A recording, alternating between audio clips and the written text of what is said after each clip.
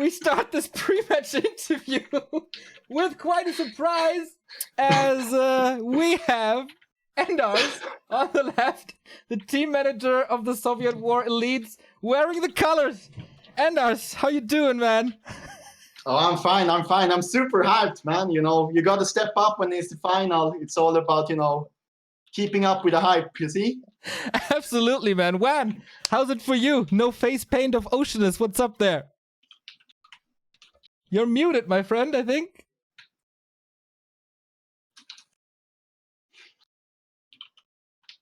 Should be fixed. Yeah, now it's good. Hey, man. Okay, fine. Yo, nice, man. Sick lineup. Once again against Thorstein. Yeah, last time that didn't go too well. Yeah, last time. I think the first time was quite well, but the other two, I don't know. They were quite bad, I would say. So, Anders, what do you think of the lineups? Oh, yeah. We have been talking about this exact lineup now throughout the day. We wanted this one for sure. This is perfect. This is just like we wanted. We have been switching around throughout the week a little bit. We contemplating using Scott, for example. We actually had like a sincere idea of putting Scott on TM because he has been playing a lot and been playing really, really good too. Like he beat Colorful and he beat Sock and he beat lots of guys on Netis. So, he's been in really good shape. But now, actually today, we decided to go with the DC instead just because of, perhaps a little bit more experience. And yeah, this is great. I think this is what we wanted. This is what we wanted. Juan, is this what you wanted as well? Kinda. I mean, Spiral probably didn't want to play against Human, I guess. I'm fine with Thorzane, but the lineup could have been definitely much better, I think. Okay. First little points for the Soviet War Elites. There's been some banter going on Twitter again. Introduced by Anders. I think it started with, why would you name your clan after the rectum of OC? Yeah, it's a weird to have this team Oceanus. It's such a weird team name, to be honest. But, whatever floats your boat, I'm up for anything. Well, I think you've been pretty quiet on Twitter along the week. Any comments on that? No. I'm just delivering. Oh, okay. All right, guys. This is, of course... Where's Scott, by the way? I thought he wants to play. Scott? Yeah. Oh, no. Yeah. Scott wanted to play, but we came up with the idea of putting the DC instead. Or it's already bad time for Scott, right? I think he's just there for the mental support in chat. That's where Scott has the most value, maybe. So this is obviously the first grand final of W3IL. You all played a lot of team leagues across your career. Can you tell us a little bit about your experience with this league? Anders, maybe first. Oh, yeah. This has been great. Even long before the league actually started, there was rumors. We heard about, there was a lot of work going into the league even before it started. So we know that we knew for a while that this was coming up, and we were so excited about this. And, throughout the season, it's been delivering perfectly. We have been enjoying every match, and it's been going really well for us as well. The league has been very, very quite long, which I don't know. It's taken quite a while for to get through, which adds to the build-up. But yeah, it's been a long season, and no, it's been great. It's been all the best teams in the West and some of them from the USA and stuff. So it's a great league. Very, very excited, and of course, super good to have all the coverage. We missed that with the previous leagues we played. Juan, what does the Clan League mean to you guys? It's probably one of the biggest clan leagues anyways right now in Europe, and we haven't had one for a very, very long time. So you could see the motivation in our team quite easily, I would say. We easily won the group stage and didn't really struggle throughout the entire playoffs so far. So I hope the same goes for the finals, quite obviously. But I think it will be a little bit more difficult, especially with the seeding right now. But yeah. Right. It's like one of the most important league right now for teams. Concerns on Wan's side in the pre-match interview. I guess for Team Sweden, it's going to be pretty hard to pick up new players for the next season. We know that Enter is going to leave you and Side is joining you. Wan, any chance or any plans of improving or changing the lineup for the next season? Definitely. There are probably a couple of players still looking for a team, but since we already have like many undeads so far, and there are a lot of undeads in Europe, it's quite hard to actually find decent players to pick them up. But we still have an eye on a few players. But yeah, nothing is certain yet or set in stone. All right, talent scouting still going on. That was quite a bit of talk. We got a direction from both of you guys. I think it's time to start the action and to crown the very, very first W3IL Grand Champion. Thank you for your time, guys, and to both of you, good luck. Neo, I want to say something before we end here. I want to say, like, even this is just one of the battles. The war between Oceanus and Sweden is just begun, This is a rivalry that we want to continue even after the league, next season and on to the next. So, no matter who wins this time, this is a rivalry and we won't let go either way, But of course, Oceanus won't have a chance today. You will be smoked, guys. I'm sorry. You're nice guys. Not be, playing a little bit of fool on Twitter, but you guys are going super hard down. This is the perfect lineup for us. So see you next season. All right. I guess everything is said and done. Dust will settle a little and then we go in game. Good luck, guys, and see you on the maps. Yeah. See ya. Bye-bye. Just great people across the board in this entire clan league. So it's time to start the games. We've seen the lineups, we've heard the managers, and now it's time to get in game. I still have to figure out what the channel is for today. We got it. So we can start. Let's see if we get an order of games. We're operating on a delay here, so no one really can abuse the stream. We have seen Thorzane right next to Endars.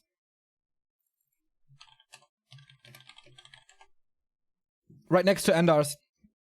And once again, if you're late to the party, this is the lineup for the day. Neutron versus Little DC, Wan versus Thorzane, Ente versus Starshaped, Spiral versus Effect, and Neutron and Shokka together against Starshaped and Thorzane. Endar super confident, Wan not too much. But the thing in W3IL is, you can have an okay clan war, not the greatest clan war, but if one of your guys is winning a match 2-0, you get 3 points. And that can bring you far forward. The 2-2 is always a little gamble. 2-2 meta is not really settled. And like guys like Little DC, in previous clan war finals or important rounds, he stepped up his game so much. Kind of an X factor. And there are some players who crumble under the pressure of a grand final. And there are some players who thrive in grand finals, and Little DC has all killed people in lower bracket finals when it was about elimination. And yeah, Starshaped is back in the lineup. Let's see if he can deal with the pressure. He has double duty alongside Thorzane, the star player of Sweden, of course, today. So I wonder if we have a game soon. Spiral game starting soon. If you guys want to support the league, W3IL, you can do that via Matcherino. There is a link in chat if you type !W3IL.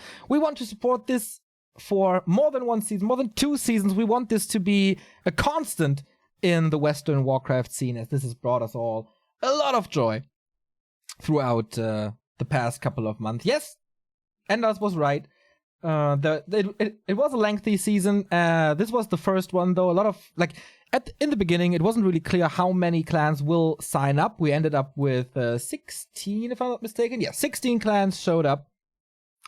And I guess all games were played in the end. One clan war was forfeit by MTW, who then were eliminated in the quarterfinals, or the semifinals, by Soviet War Elite. So we can take a look at the group stage real quick to sum this up. Oceanus was in Group A, 89 points. That is by far the most points that any team has acquired here.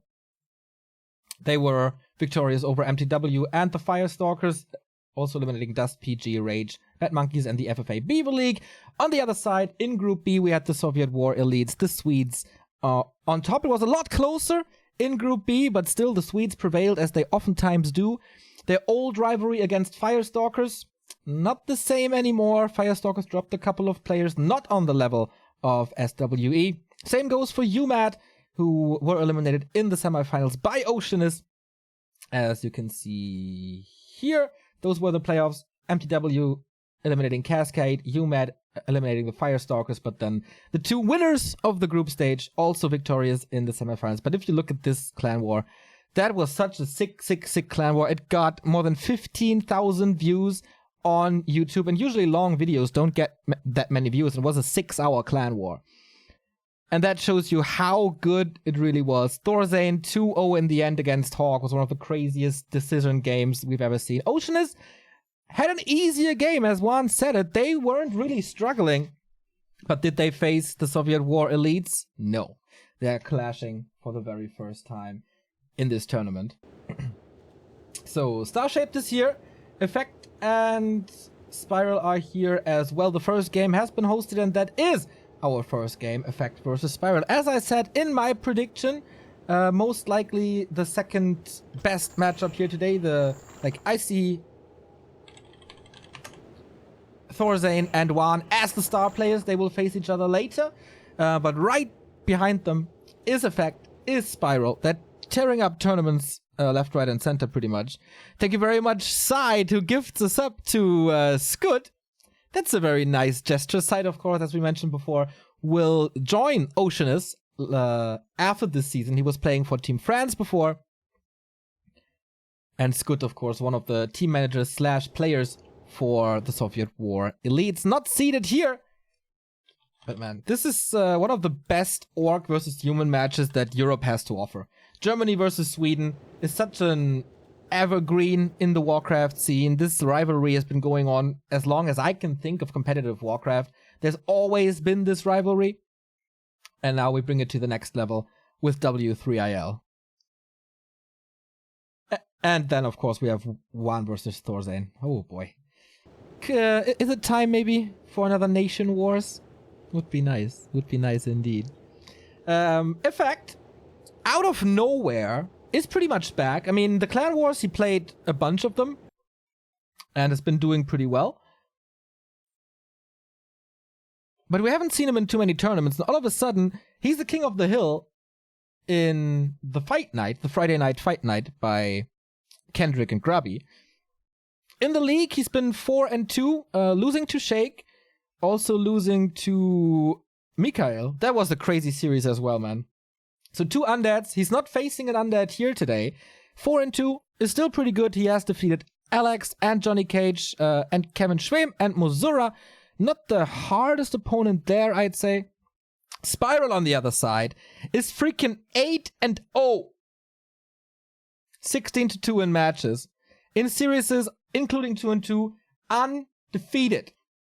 This man has been crazy. He has defeated Maru, Drunken, Danger, Mikhail, a Russian guy that I really don't know, unfortunately. Believe, Switch, and Walkman. Especially the win against Michael. 2-0. Was that the death win? No, right? But whatever. Crazy performance by Spiral. Now these two meet. It's going to be pretty insane. Starshaped and Thorzane, as we can see on Endar's Twitter, spending their time together. Always a good source of information about the Swedish team. Starshaped and Thorzane looking at Oceanus as preparation for today's final. Watch it now, head back to Warcraft. The Twitter banter is really, really, really good.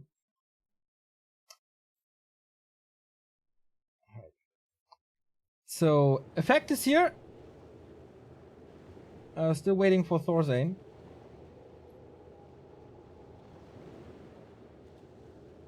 Not for Thorzane, for Spiral, who just asked the admins to play his game second. So we'll see what we get. 1,600 viewers, but guys, spread the word.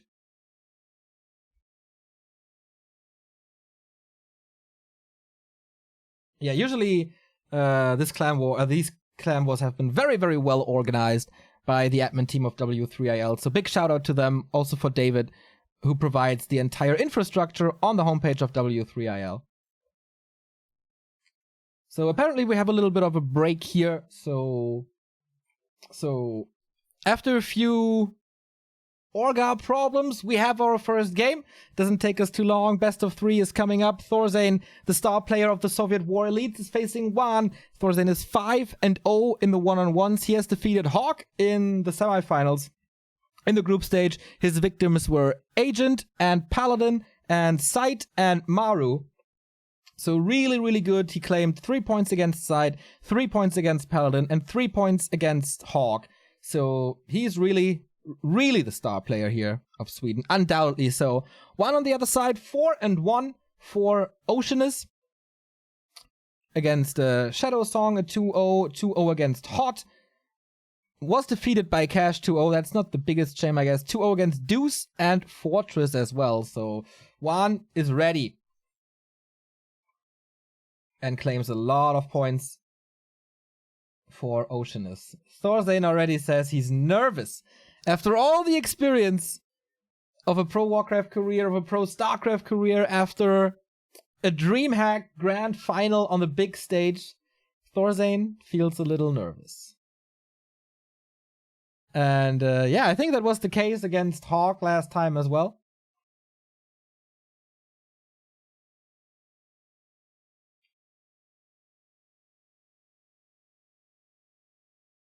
And he won that thing 2-0, saving the semifinal, making the comeback real for Soviet War Elite. So, casters in, Orgas in, ping is great. We are ready for Oceanus versus Soviet War Elite. Game number 1, first series. Last refuge. Whoever takes the win takes the lead in the grand final of W3IL. Here are your players. Sweden versus Germany, represented by Juan and Thorzane. Juan for Oceanus, Thorzane for the Soviet War Elites. So in general, Juan 40% against Human. I think a couple of losses against Hawk. Then Thorzane super strong against Undead. He brought Happy to the edge of a victory. As I said before, these two are 1-1 against each other. The most recent result was Thorzane beating Juan in the WGL Open qualifier for Europe. But Juan had a win in the MTW qualifier before. The German starting in the bottom right as the Undead with a Tetfiend build order. I guess Thorzane in the upper right, not going for a Paladin rifle opening, but the standard. Most likely Archmage, or will we see the carry of the patch? Will we see a Mountain King on this game, on this map? Very unlikely, I guess. Do you feel the tension? I absolutely do feel the tension. It's pretty crazy. How... This is not much prize money. This is not about the $10,000s of dollars we have in Chinese tournaments, but there's a lot of pride on the line. There's a lot of honor on the line. This is historical. This league here is destined to last, hopefully. And no one can take away the title as the first ever winner of W3IL. So, Archmage it is, standard opening, Tetfiend build order by Juan.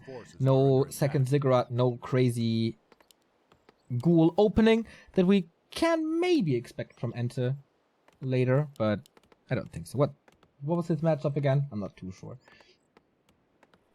In his goodbye match for Oceanus.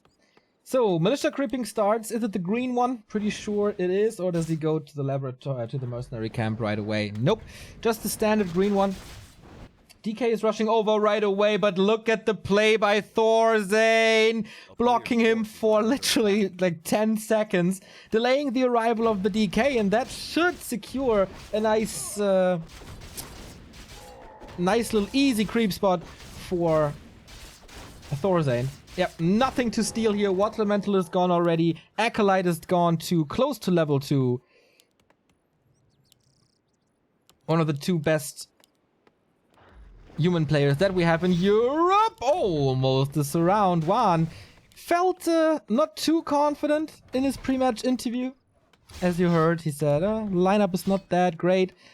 Yeah, I'm playing against Thorzane again. Not too much confidence there so far, but he also said, I will show it on the maps. I'm not the guy who's talking too much. Little block here from the skeleton as well. Archmage starts aggression with level 1. Trying to go for the ziggurat, maybe. He has no water elemental, so it's purely Archmage aggression and distraction, keeping the DK on 0 experience.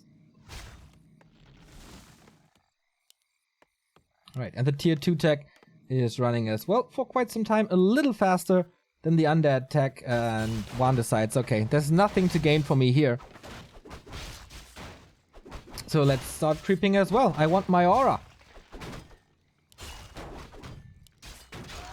Gloves of Haste for the Lich later. That should be normal builds here, I guess. Blacksmith coming.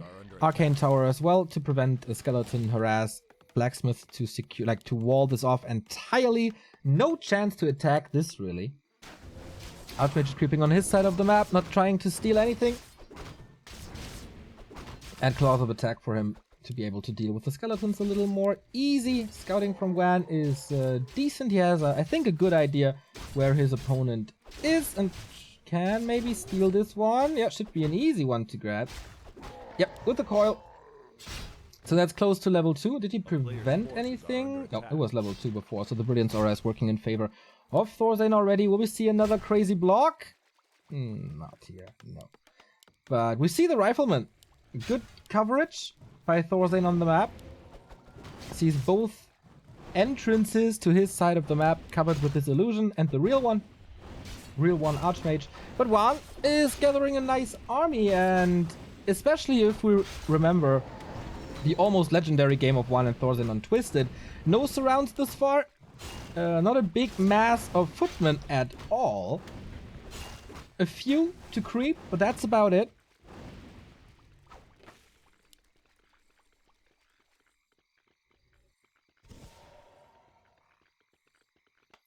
So we have 3 footmen left. Mountain King second, Sanctum, typical rifle caster play.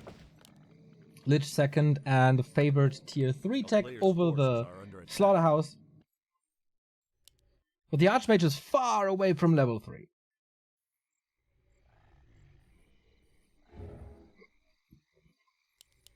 And it's almost a patented play by Thorzane already to go for this tier 2 push, tier 2 expo play. Juan should know about this. He's still focusing on his own progress. Maybe he doesn't feel comfortable without level 3. Mountain King jumps out. Priests are coming too. And this is level 3 for Thorzane, right? Keeps the Mountain King in the base, so nothing really happens to him. It's not level 3. Needs to go to the Murlocs, but has good damage on his hero. Juan on the other side, struggling with level 3 as well. Only, in quotes, the Greater Heal Potion. Only, in quotes, one Slaughterhouse is not going heavy on Destroyers or heavy on Abominations or anything. That is pretty much normal. So the question is, when will the push hit? Where will the push hit? How hard will the push hit? And how fast can Thorzane get his expo up? How fast can he get his tier 3? And how fast can he get his level 3 Mountain King?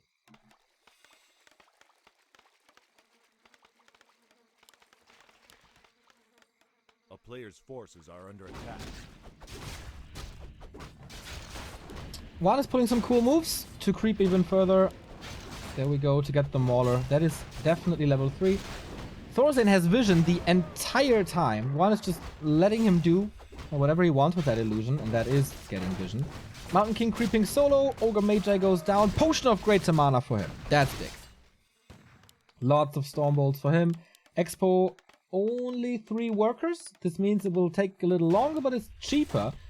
And since he knew that Juan is creeping here the entire time, he had no rush to get this up.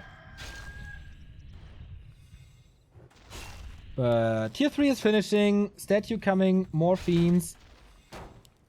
Juan also, I mean, Thorzane, we all know him by now, I guess. Juan maybe a little less known. He had a big tournament run in in 2015. Has been playing clan leagues in Warcraft for ages.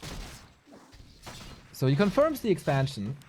He's okay, no tower up. Archmage got to level 3 as we said. Good progress on the Mountain King. That is almost level 3. Not really, but close. only level 2 for the Lich.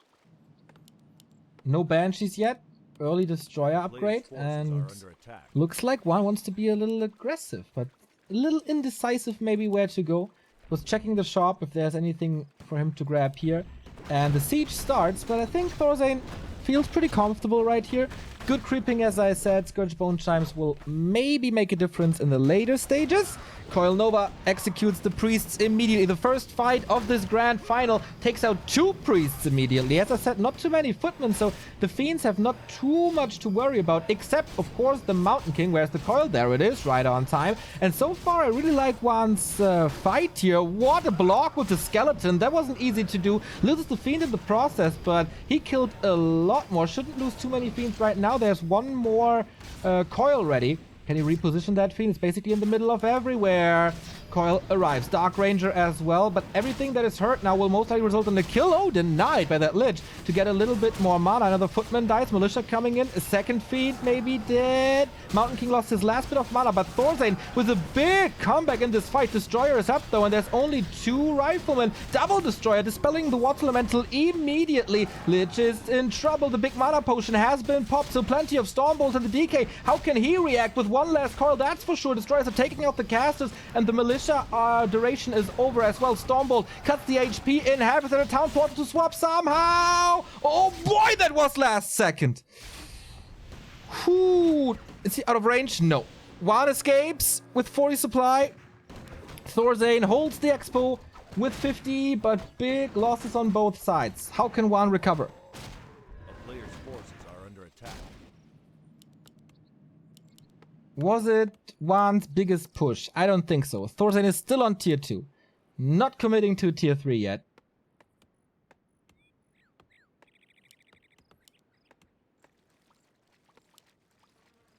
Archmage close to 4. Mountain King 3.6. The levels are an issue for Juan as well. No TP. Risky play against the Mountain King. There we go. Warsong Battle Drums. Nice! Attack speed and movement speed for him. Thorzane holds on to the Scourge Bone Chimes. I mean, he has a lot of income now, Players' forces are under attack. so he doesn't need the money. And maybe if he goes for Night Slayer, that can be really helpful.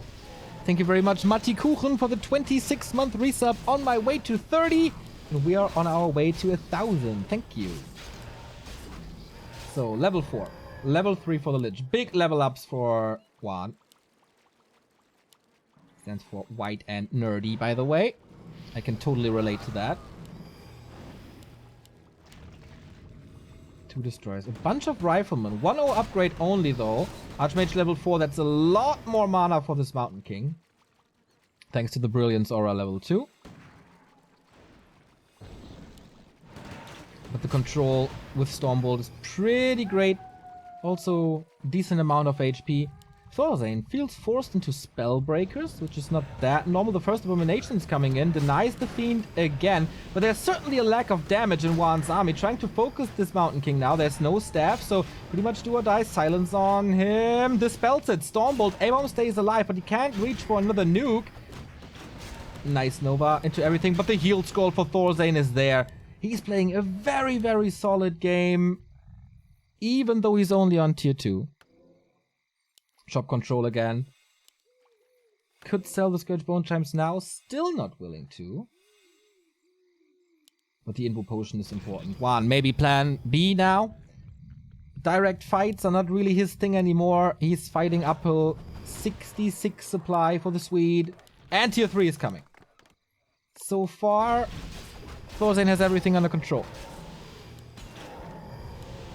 But in a tier 2 battle, the longer the game, or like tier 2 to tier 3 battle, the longer the game goes, the better it is for the undead. But we see the tier 3 coming, so a momentum switch is happening. Oh, is it? This is just such a strong play by Thorzane. Pushing forward, giving Juan no time, no deny this year.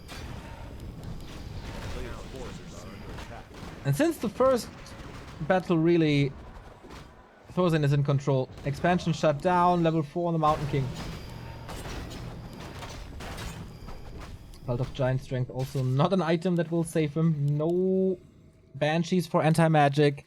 to prevent the damage from these storm bolts. We got a lumber mill, but that's about it. Second attack upgrade.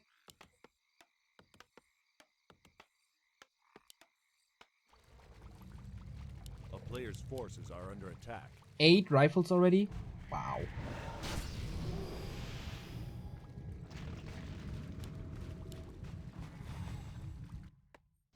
Ghoul harass now. Another sign of desperation. Expansion was cancelled instantly by Thorzane, who has a really good idea what's going on the map. So these ghouls cannot help on the defense. He also has no income when it comes to lumber, and Thorzane is storming the base. They say never fight in an undead base, but what if he doesn't want to fight? Just do some damage. He kills one acolyte. One is coming in. Still no TP here. Kills 3 units, I guess. That's it, but killed also 3 acolytes. That's 215 gold, 25 gold. 1 ghoul fell there as well. One stood at 48 versus 64.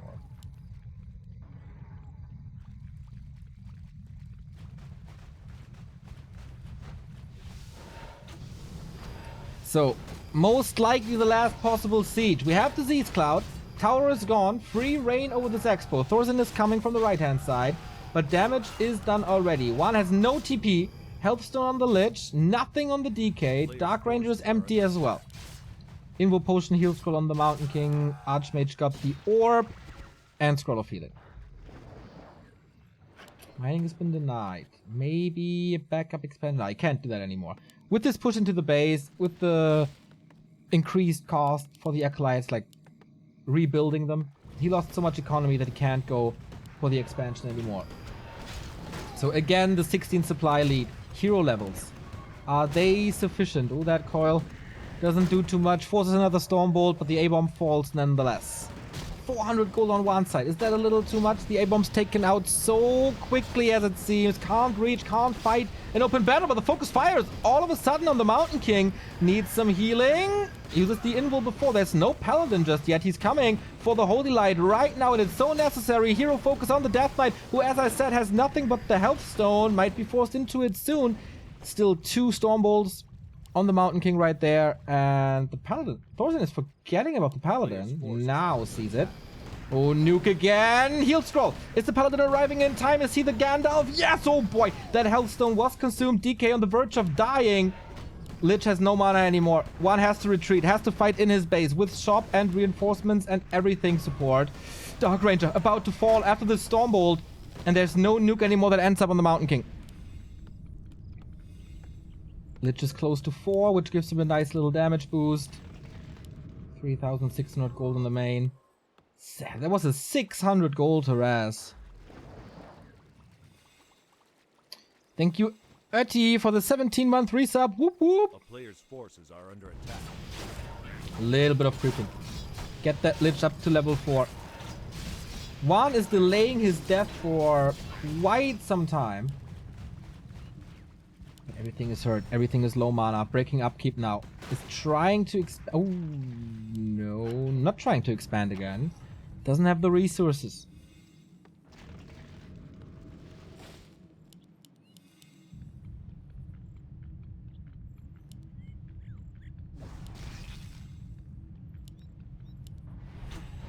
There's not too much to creep on this map anymore, so I like that Juan is positioning himself in the bottom right, because that's his objectives here. Getting the next mine and getting the rat spot. He needs both of it.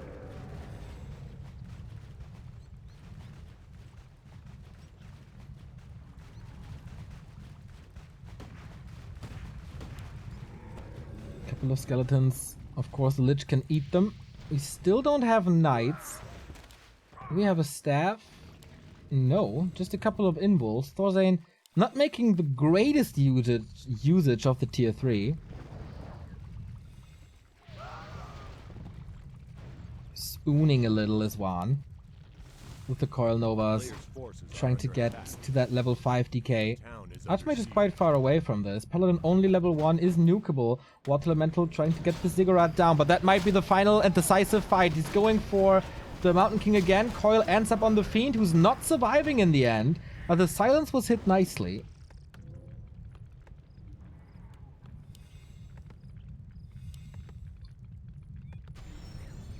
Gold mines 2,400. One is kind of catching up in supply. But this Ziggurat has to be unsummoned. You just can't get this expo up. One has to go through this army if he wants to expand there. Skeleton checks for another expansion.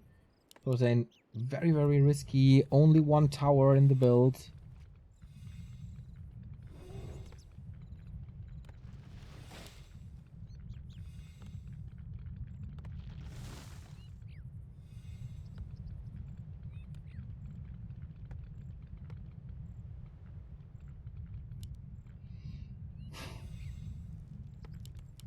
A player's forces are under attack.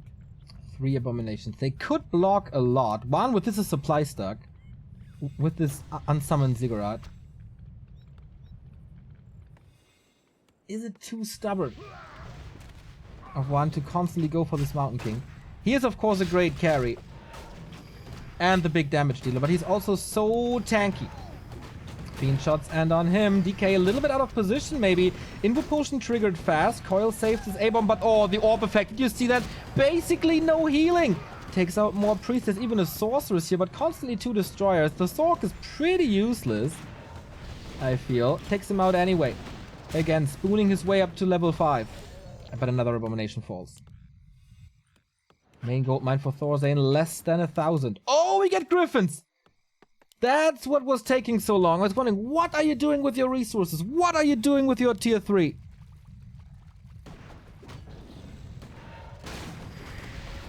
So there we go. Nova into the backline. Super strong, but no follow-up so far.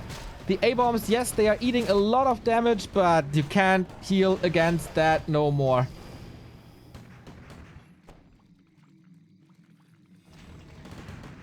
Dark Ranger a little far forward. Thorzane is playing an excellent game. Yes, the disease cloud is working against it. Does he have level 5 by now? No, just 2 more kills. Paladin looks nukeable to me, but has an invul. Thorzane most likely ready for it. So instead of the hero focus, he's going more for the units. Yes, they can be replaced by Thorzane. Of course, he has a lot of gold, but you don't want the experience. And oh, so close. Almost keeping this abomination alive, but he got that level 5, and that is so important, especially with this human orb, who prevents so much healing. 33% from this orb of fire. 35%, sorry. Does this give one time for the red spot, or will Thorzane just punish this? 700 gold in the main. Thank you, Steve Boynton, for the 6-month resub.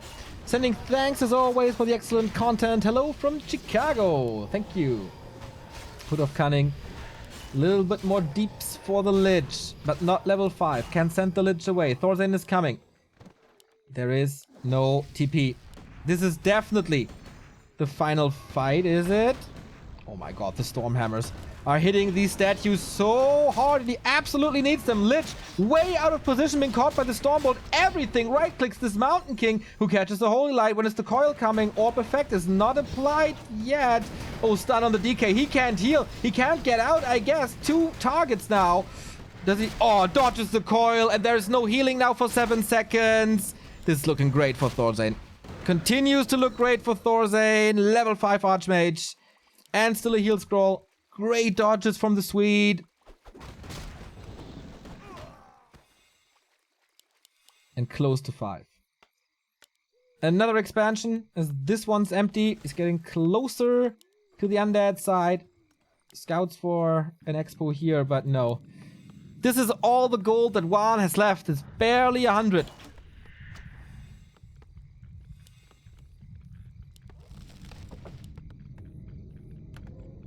He needs a sick hero nuke. He didn't have Web before, so he couldn't even deal with the Griffins. This expansion, 2,000 gold, maybe not even worth attacking. I guess it's not.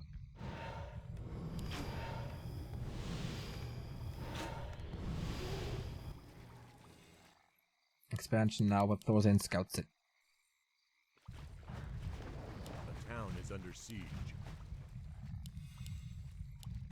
A player's force. One is also at 0/0 upgrades.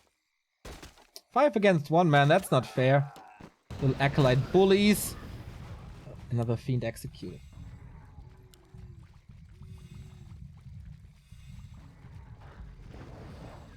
Three griffins now. How does he want to keep the statue up? Without statue.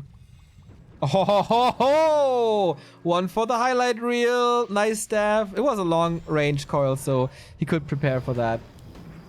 Okay, he got it.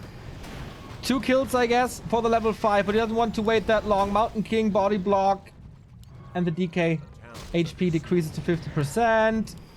And that's the problem. Like, so much magic damage. So much. One is trying to prolong it as long as possible, but the expansion here has been cancelled again by a Water Elemental. And the Holy Light are constantly ready. Also has the Divine Shield now. Thank you, Dawn of 190 for the 8-month resub. Level 4 Dark Ranger here for stronger skeletons.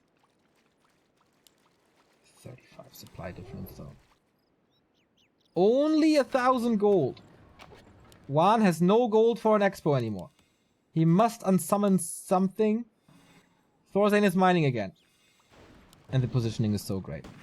Always between the gold mine and his opponent. Lich in trouble.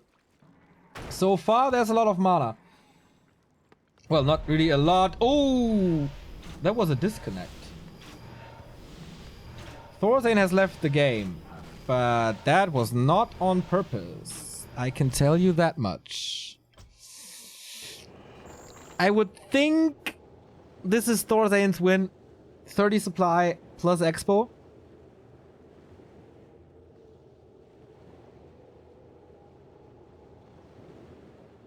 What an opening to this grand final.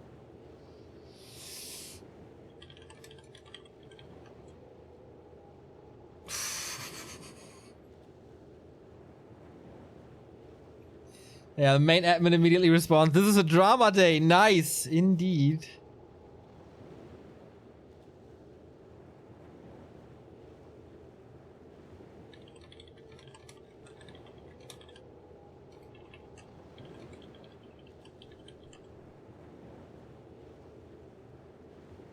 Yeah, it's up to the admins to decide now. Was this game already?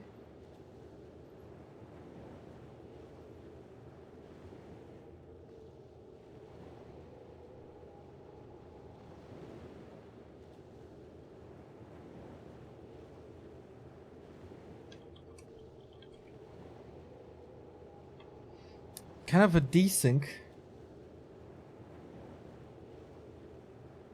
Or something. I mean, in theory,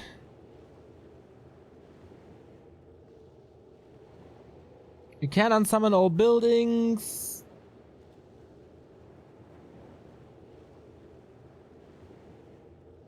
Try to get a, I don't know, 50 supply RV.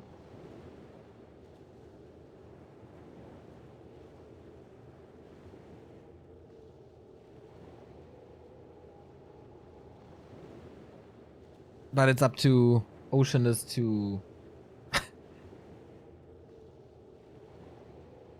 go second, he says. Alright. The win goes to Thorazane. A little anticlimactic, unfortunately. But the first win on Last Refuge goes to the Swede, who played a very, very good game. Pretty much what we kind of expect from him.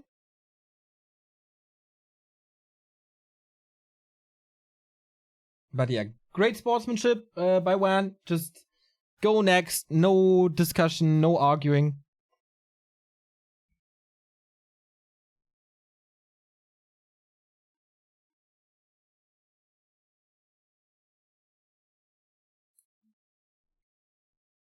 But yeah, Thorazane, I really like his tier 2 expansion. It's not so risky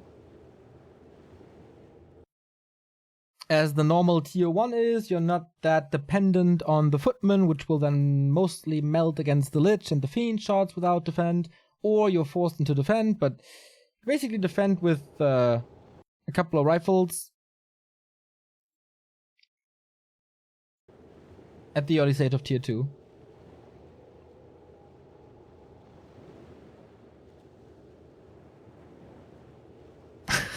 Chat is catching up now. 2,350 viewers. Nice.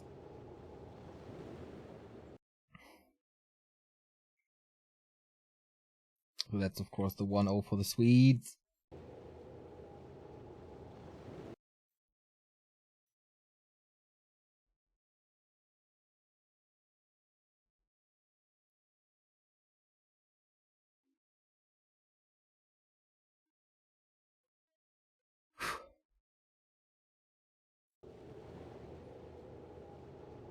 So we're waiting for the vetoes of Thorzane, and then Juan can pick the map. And then we see it's gonna be a 3-0 and a quick win for Swede, or will we go game 3?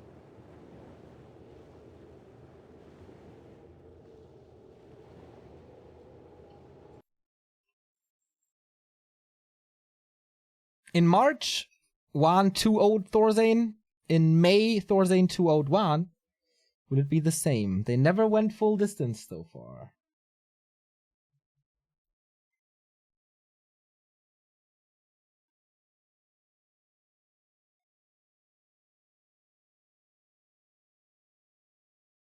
So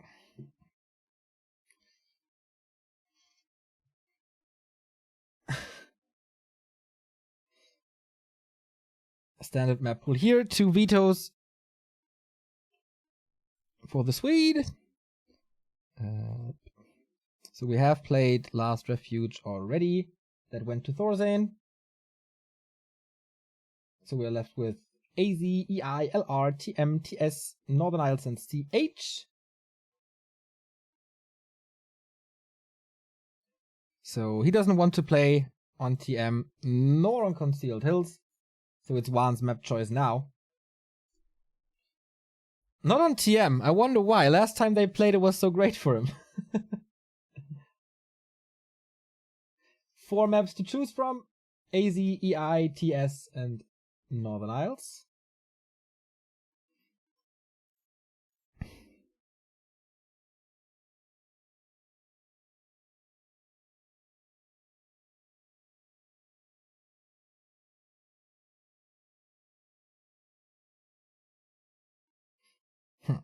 Now Juan is gone, or still thinking about it.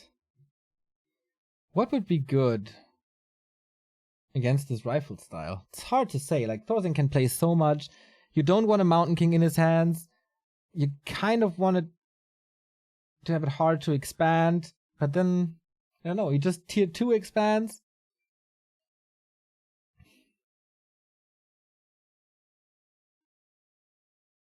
Northern might be good? I don't know.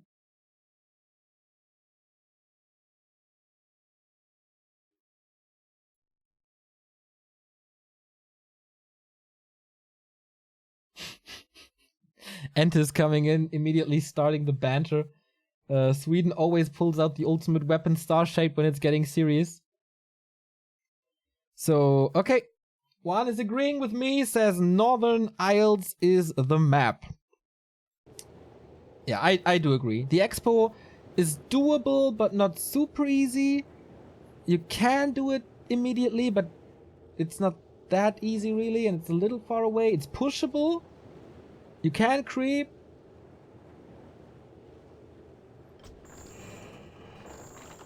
Or it's the lesser evil.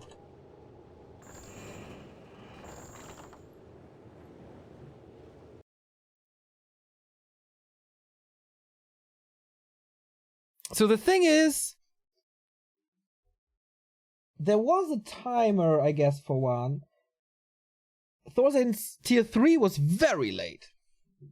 So the longer the human is on tier 2, the better chances does one have. The first fight started great. I think if he retreats faster, or TPs out without losing like 3 fiends, then it's doable. Then he has a way better, but he lost like 9 supply in that fight in the north, and coming back from that against an expansion and a decently leveled Mountain King. That's tough.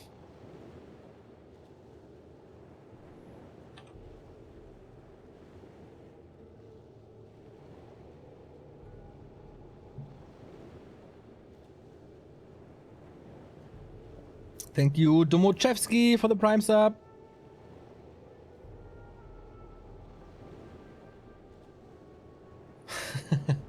Alright, Thorzane ready. Juan should be ready in a bit as well.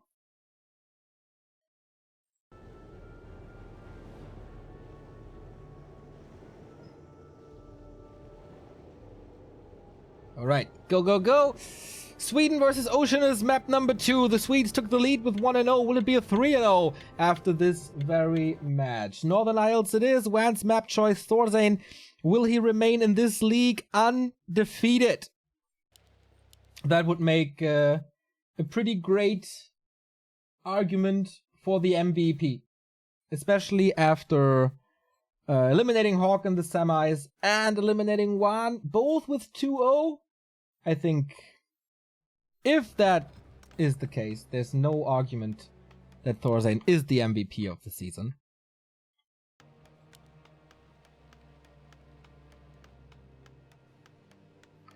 Alright.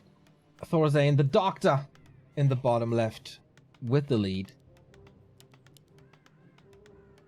Spiral versus Effect, also not the greatest lineup for Oceanus there in the second highest tiered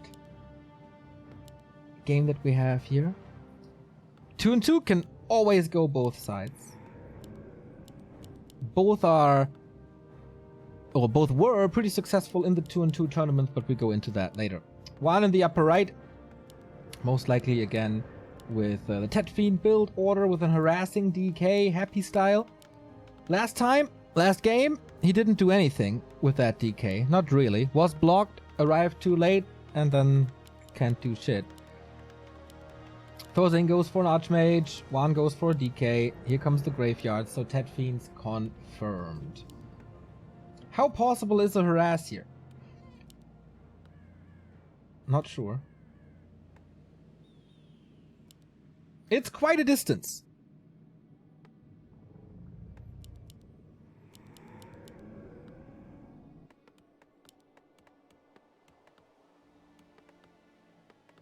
So on this map we have 2 red spots in the bottom right and upper left. Big items to be found there. Apart from that, we have easy to access expansions at the basically 12 and 6 o'clock location. We have 2 laboratories for Zeppelin and Shredder and stuff like this. And 2 unique spots. The merchant here, so only 1 shop for Invo Potions in this matchup. Super important. Thorzane does it again, by the way. This time 1 blocks of easy. And a marketplace. And this marketplace is more powerful than the one on Echo Isles. Because bigger item tiers are dropping here. So for example, here can be a drop of the flute. Not the flute, the Catgas pipe. So if it can drop in the marketplace as well. So if Juan becomes really rich, he can pimp his army a lot. Same goes, of course, for the Archmage later. Skeleton summoned. Creep has been done. But maybe he can get a footman or 2. Tower is already up. Interesting base layout by Juan. Haven't seen that yet. No arcane tower, so he sends the skeletons in. Doubtful that he gets a kill, but at least he stops the farm. So Thorzane is supply stuck for quite a while, but I guess with his style, like 3 footmen into rifles, it's always a fast tech. And he's not overshooting on footmen as they are a little useless in the late mid game. And you have to sacrifice them at one point. So for Juan, early tech as well, plus the fiends. But again, he's walking into nowhere. This was done by Happy at WGL against TH, for example. And he killed so much. Not happening here. DK already down to 60%. 0 experience. Blacksmith coming. Now Thorzane can use the supply again. A player's forces are under attack.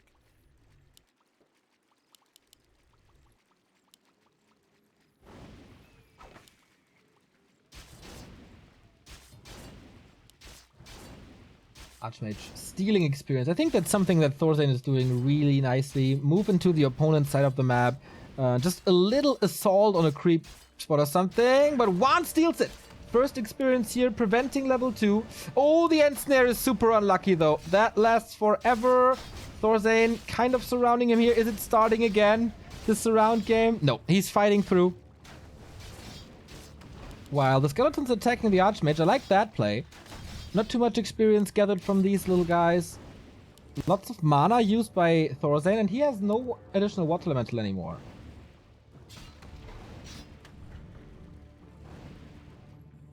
So 50%. A player's forces are under attack. T2. Archmage prevented from level 2 for a long time.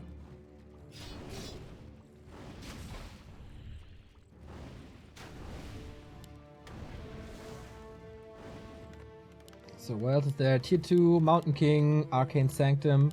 Will he play it one base this time? I feel like he has to play a little more defensively because the Undead Power Spike is coming.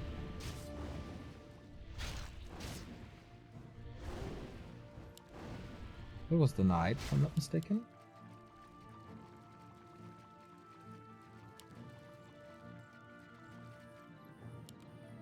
And again, Lich, Tier 3, then Slaughterhouse, that's the trio. Are under attack. He's gonna have a hard time now. Mountain King is coming, Stormbolts. But he needs to creep. Okay. It's the same build! This time, 5 Militia. But it's only a level 1 Archmage. Juan, what's your plan? Definitely needs to creep up as well. Can he out-creep the human? Can he expand as well against this rifle push? It will take some time until there's a decent amount of rifles.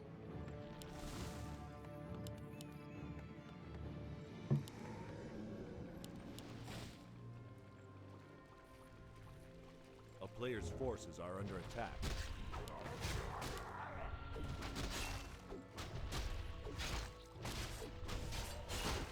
So last game, Juan had the bigger mana. Thorzane had the bigger mana. This time, it's the Undead. Lots of mana to work with. Having 4 more coils makes it possible to stay in a fight a lot longer.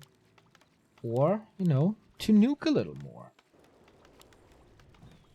Not the greatest item for the Archmage. Ring will be good on the Mountain King, I guess. And again, a lot of mana used, but I guess he has to.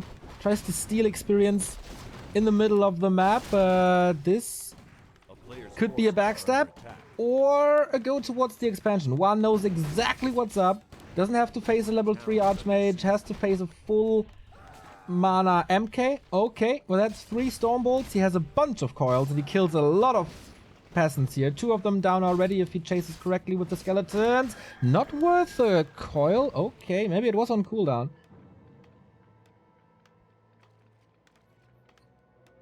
Oh, the skeletons disappeared.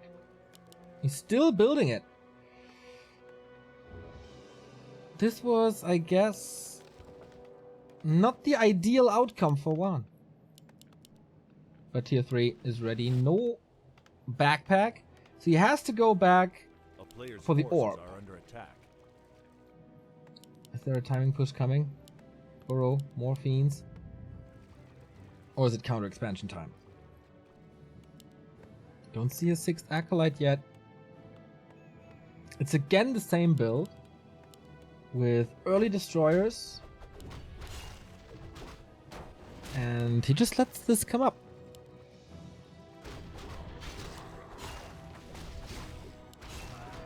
King of Region on this side as well. Again, it feels like Juan doesn't feel comfortable without level 3 DK. That opens the map for Thorzane in the middle, who has a bunch of damage with the rifles now. But at the same time, you get level 2 Lich as well, and still holding on to the greater mana. If he uses that now, of course, he might have been able to stay there longer with that extra fiend.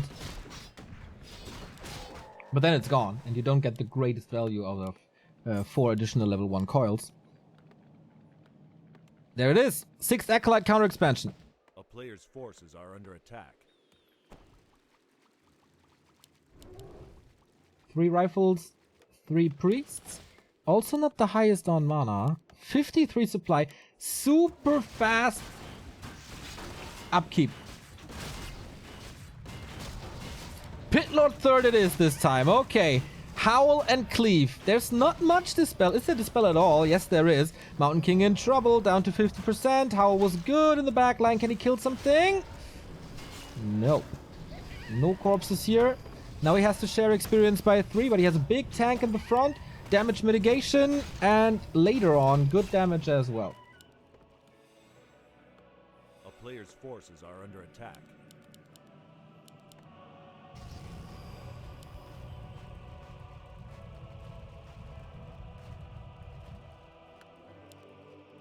Some stuff is hurt. Again, the one sorceress to slow things down. No destroyer yet. Still the 2 statues on the ground. Lots of regen. Or did he sell the one already? Ah, he sold the one already. Otherwise, it would have been 4 HP per second. Nice. Dodged by one. His micro at times is out of control. Skeleton scouts for another expansion, but that's absolutely not possible. Nova on this Mountain King. Stormbolt on the Pit Lord. Needs a coil very soon, but he was waiting for level 3 and gets the big value. Another focus on these priests. Needs another coil on the Pit Lord, though. Who has another Howl. Nova, again, always on the units, not on the heroes. And I really like that, so he doesn't get the critical mass. Early burrow this time. Can he use that one here? No. That's level 3 on the Mountain King. Gigantic upgrade. But damage mitigation again on the Rifleman. -4 as long as this spell is alive. But one Obsidian statue is down. So he has to micro it. Bash against it. No HP or no mana regen at the moment. And he kills almost both of it. Archmage was in trouble. There is still the big healing. Coil comes in. TP dodges the coil. Great micro by Thorzane once again. Super fast fingers. Also one with a good burrow. And that was time for the expo. Last time he fought that fight and he lost quite a bit as well as he did here. But there was no expo to back it up. This time he does have it. Can he still go for the distraction? He can snipe a couple of workers, I guess, but that's it. Thank you, Adi Wow, for the 6-month resub. Undead Orc and Night Elf icon. Okay, doesn't like the humans here, I guess. Thorzane burns the DK. No coil anymore. Disrupts mining for a little. Does Thorzane know that there is an expansion right now? Thvan keeps him busy. There's no way Thorzane can go to the north now. This time it's a TP out. He can afford that. Sacrifices the Fiend to deny experience even more. So again, no tier 3. We are 12 minutes in, no tier 3. And Expo will stop mining for a little. Time for Juan to catch up. Going A-bombs again. He's getting a lot more gold this game. As he stays in no upkeep, his opponent is. There's no static defense though. And Juan is still at 51, now breaking upkeep. But production is still running. That's 7 supply in the houses.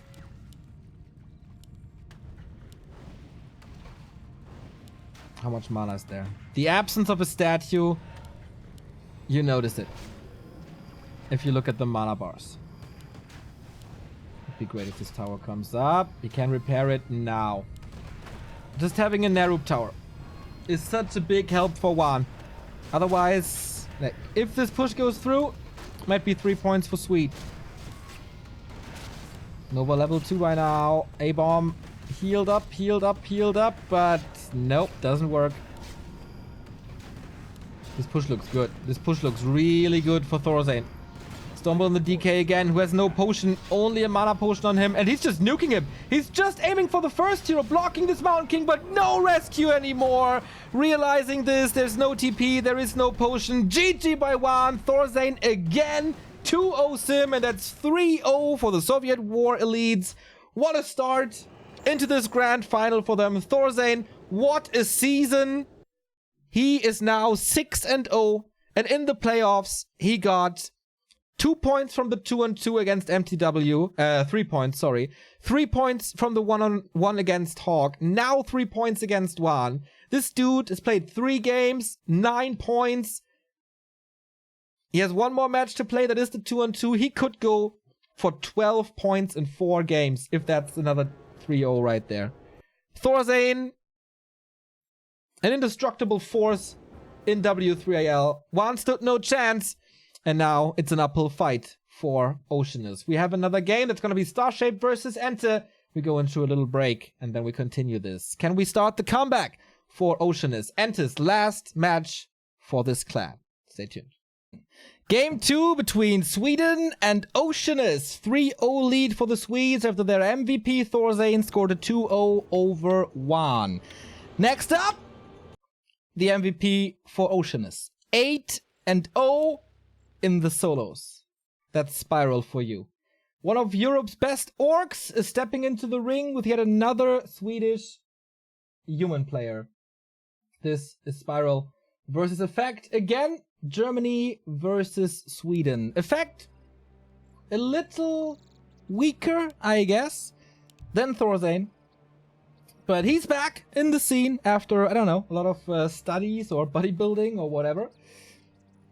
And since then, he's been tearing it up quite a bit, man. King of the Hill at the moment at the Friday night fight night of Kendrick.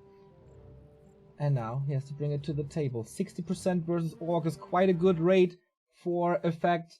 Spiral, maybe not the greatest win rate against Human. We'll see. Will he stay undefeated just as Thorzane? Will he be able to catch up for Oceanus? Otherwise, it looks really, really grim for the Canadian clan. Alright. So, we see a Mountain King first, as this is Terranar Stand. This is one of the best MK maps. Also, a nice expansion map. But against Orc, we'll see about that. The MK against Orc, usually a second hero. But since Clap has such an impact on this game, we see him more and more. And this was on this very map. The end for Hitman. On the other side, Spiral, a great Farseer player.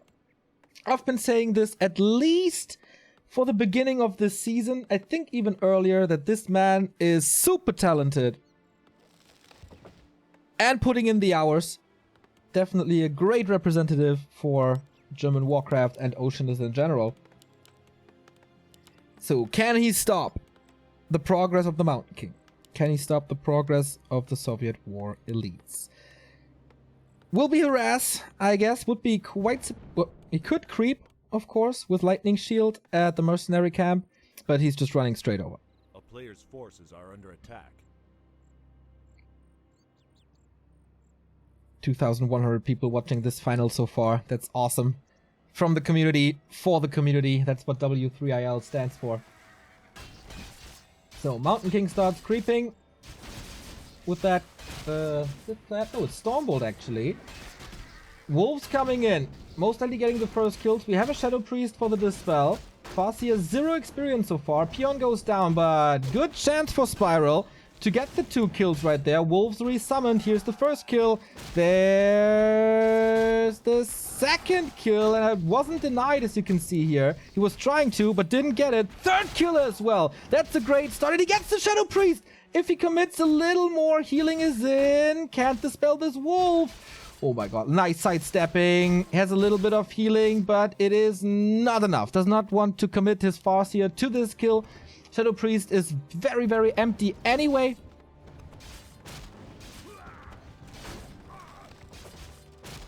So there isn't too much value. Farseer coming back in. Maybe he can get the kill now with another wolf. Yeah, just right clicks this down.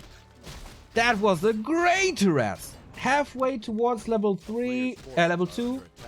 And the clarity running. He can harass even more. One wolf is in the base harassing here. Effect seems overwhelmed by this Farseer opening. The Farseer doesn't scale so well into the late game as a Blade Master does, obviously. As he has no critical strike. But against Human, the Chain Lightning is really good. Mountain King on the other side, close to level 3. With all the wolves he killed. Summons them again, nice little block. Militia called, but this is a late tier 2. Ooh, nice micro by both of them, and the block still holds. He can't enter. Great saves by Effect. Or is it? Yes, it is. Ooh, runs into the creeps here for pretty much nothing. Got the Berserker though, that makes it easier to deal with the wolves. So tier 2 tech done. Ready for the second hero. Shadow Priest again. Lots of resources invested into the mercs. No tech. He's an entire tech behind, and the base is open now. Going for the Shadow Priest again. Wolves dispelled. A player's forces are under attack. And yet another kill. Ooh, this is the fourth one. This is about to be the fifth one. He might be forced to TP. He has more wolves though. Could summon them here to get another kill. And he does. It's definitely one more kill, right? If he plays it well. Mountain King creeps up the expansion. Does in fact feel forced into the expansion now? As his expo is so late anyway, and the Mountain King can potentially hold. That's the kill right there. Did he kill the priest as well? I don't see it anyway. Oh, the Cloak of Shadows. There's no reveal. Forces are under He stays in here, heals up, can annoy even more. That's level 2 for you. Chain Lightning, hello! And another kill. Wow, Spiral! So dominant. And TP's out now, but not without getting yet. Ah, so close. Rough times for the SWE. The Shadow Priest apparently did not survive. He has the resources in a bit for that expo. No, Shadow Priest is dead as well. So level 2 for the Farseer. TC is out with Aura. Time to creep now. Radar Walker for Spiral. Mountain King levels up. Level 3.3. Becomes quite tanky with his talisman. But still no resources for the expo. He invested into the tower first. Oh boy, this is such a late tier 2, man. Enough time to creep. And then push again.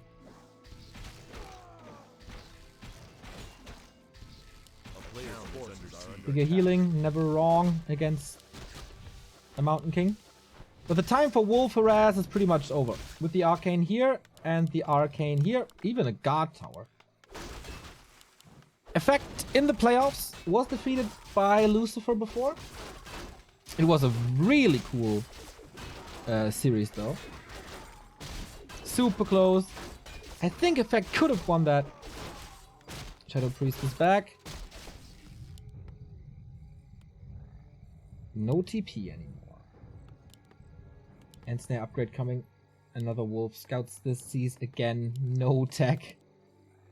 We're 7 minutes into this game and neither the expansion nor the tech is up. That shows you how great of an harass the German pulled off. We have no clap, by the way. Could be a total retraining later, as clap is so good. But so far, just bold to take out single units. TC rises up to 2. We have the Chain Wave combo up. Mass AoE against this.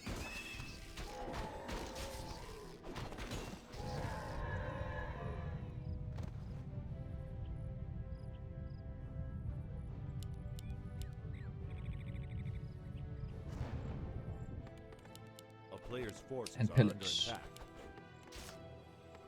So at some point he has to attack either the base or the expansion. Then he's gonna get gold. T2 tech on the way. More towers. More defense investments. And another tower here. Is he afraid of Wyvern? It's too late for that for sure. TC level 2.6. Level 3 Farseer. Is it Chain Lightning? Yeah, I love that. Wolves really don't do too much late. Especially with the addition of the mercenaries here and later breakers.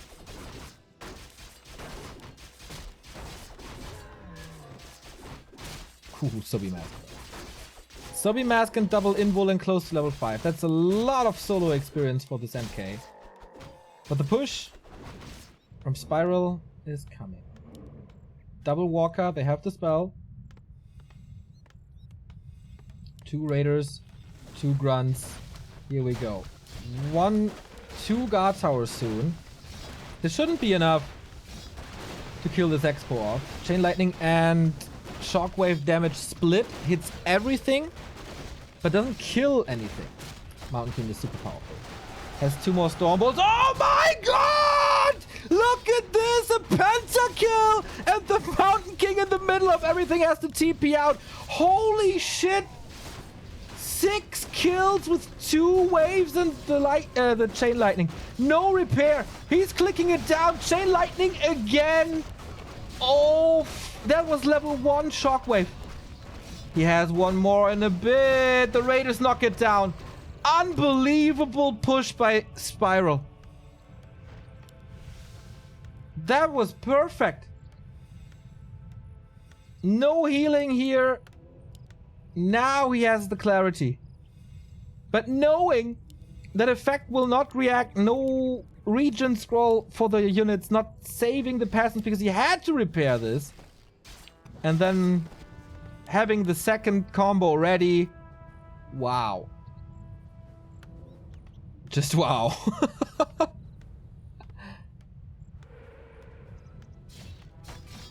Archmage is coming, but no.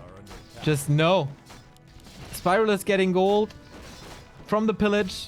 Stays below 50. Lots of income. Archmage cancelled.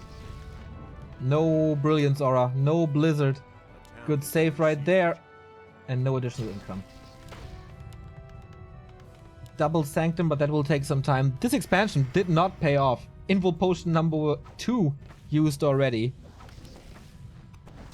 He's just killing stuff left, right, and center with Ensnare now. We get Clap, but I guess it's too late for that. Shockwave once more for the damage. Berserker down. Shadow Priest down. Effect is at 27 supply.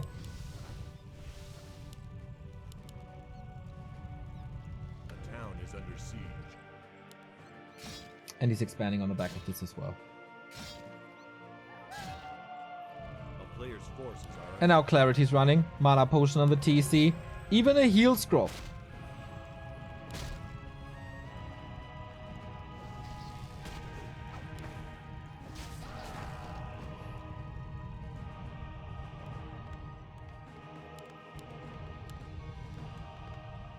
An insane display of strength for Spiral right there. Chain Wave again, annihilating this priest.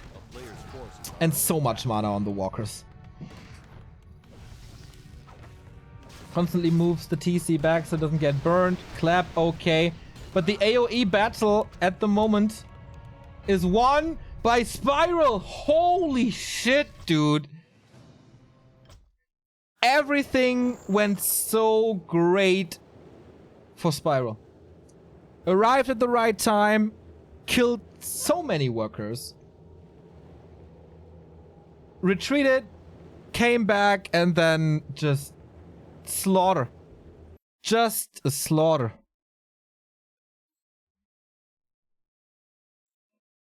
So, effects time to veto. As it's loser's veto here in W3IL.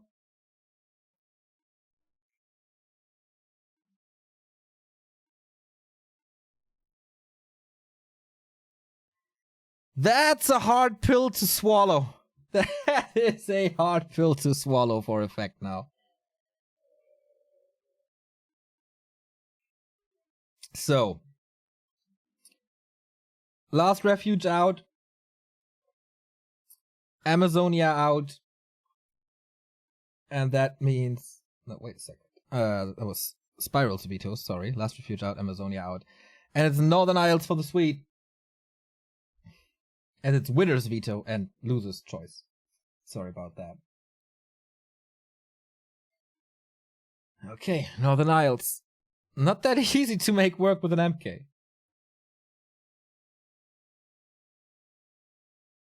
Will we really, after 2 games in the grand final, have seen the 2 MVPs here? The undefeated guys, Thorzane? And Spiral is close to that as well.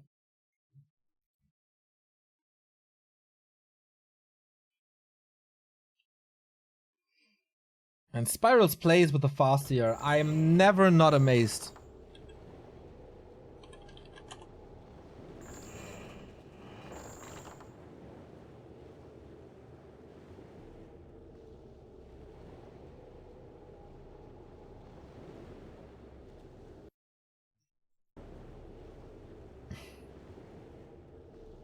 It's very different from everyone else. He's not playing like a Lin. He's not playing like a Fly or a Focus or even a Cash. Just his very own style. Farseer all the way. Doesn't matter how much you boost or nerf crit. Thank you, Freestyle809 for the sub.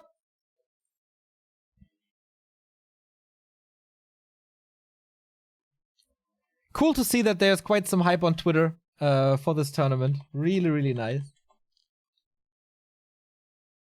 So Spiral and Effect are in the game. And it seems like Spiral just has Effect's number. In direct comparisons, Spiral shines.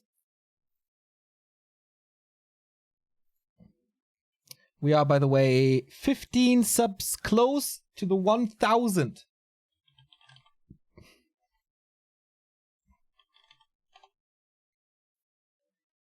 Okay, they met only once. That was in March. 4-2 in favor of Spiral.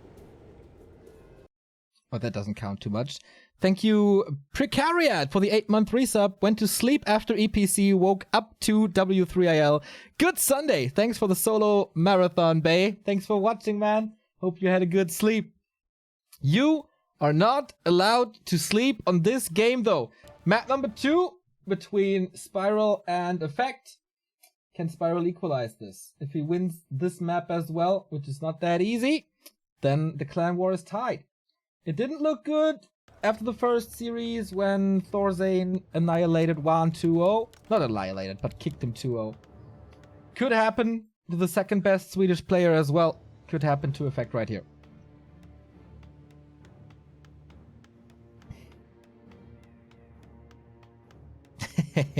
Nice puns in chat. That spiraled out of control.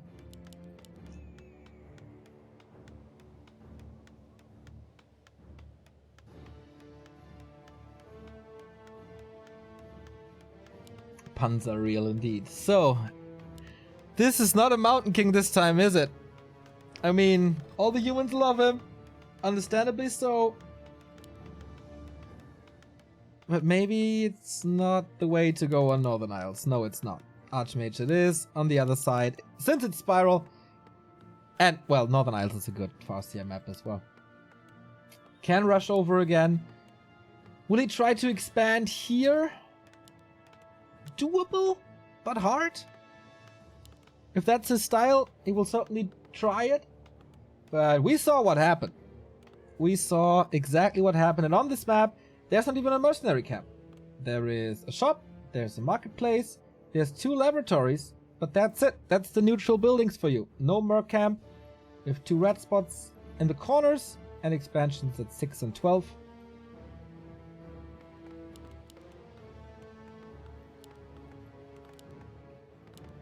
Will this be another horrible opening for Effect, or will he strike back? He's pretty much in shape. We saw that on Friday in the fight night against Hitman, where he became the new king of the hill. Okay, he starts conservatively. Oh, Spiral? Wait, can you creep this? No. Okay, just going for the Murlocs or the instant harass. No, Murlocs it is. So no insta-aggression this time. Forces are under attack. Which is, I guess, the right thing to do. Circle it for Effect.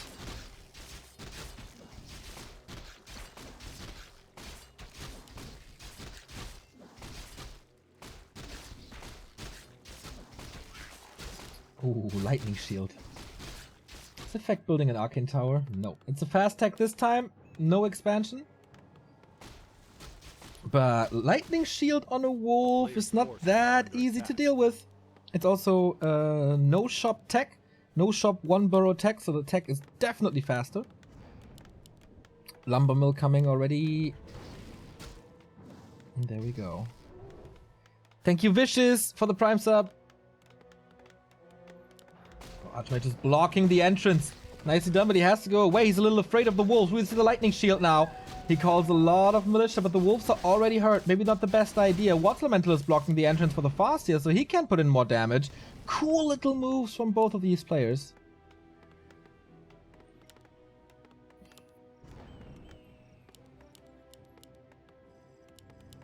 A player's forces are under attack.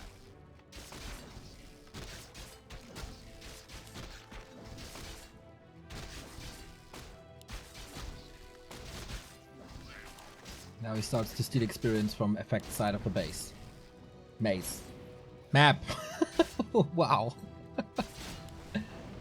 Whoa, little lag right here, but I hope it's fixing itself.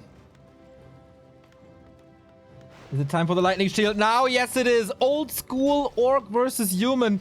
Farseer and lightning shields. Very rare to see. I guess that's what he was hoping for when he crept that one. This time the arcane tower is up.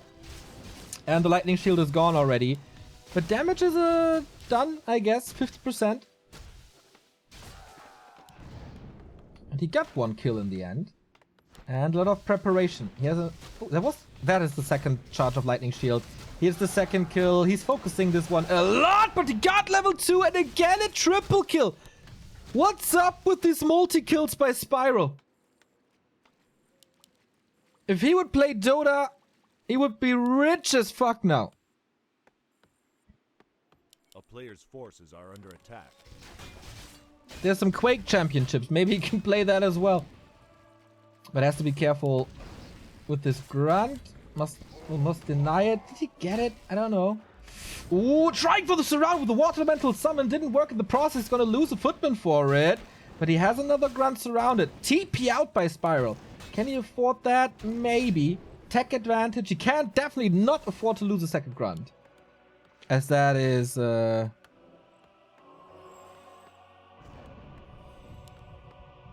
part of his late game army.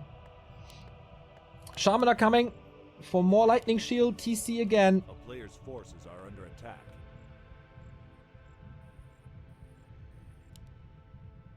And the clarity is running. So, effect, what now? Not as bad as game 1. But also not the greatest early. Getting level 3 here now. Crystal Ball. But he has an experience lead. Ooh, independent of energy. Give me more energy for more destruction.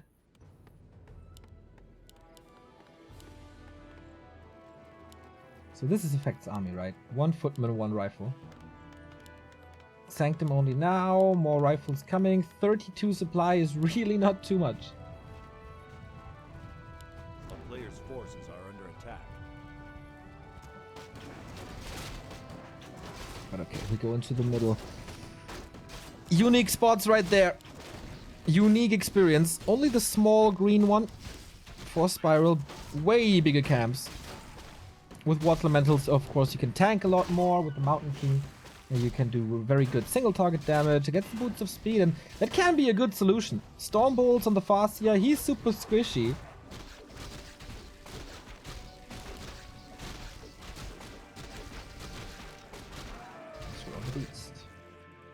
An expansion on tier 2. Are under attack.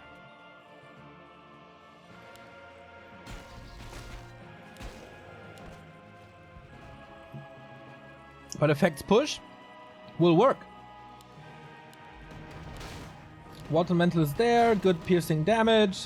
Cancelled immediately. But it was damage that's not landing in the main, that's not landing on the burrow, that's not keeping Spiral's supply stuck. Buys time for the lightning shield upgrade, and he seems confident to fight with 2 shaman only.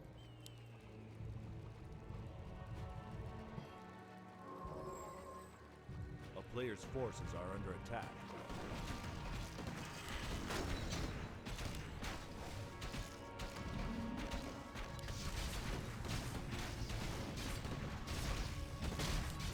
So, fight again. How much can the Mountain King do? He has full mana. Oh, it's Storm! It's not Shockwave, actually. Trying to get the rifle. Gets it. Good combo again. So it's a little different this time. We have Stomp and Clap.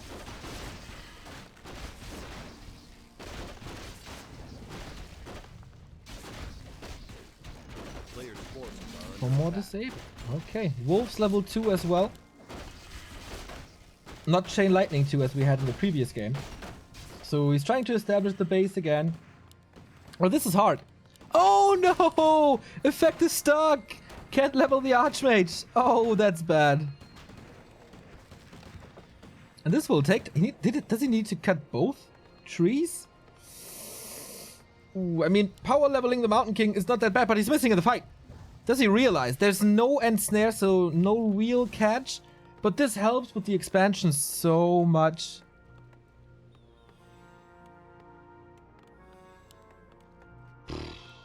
No mana on the priest at the moment.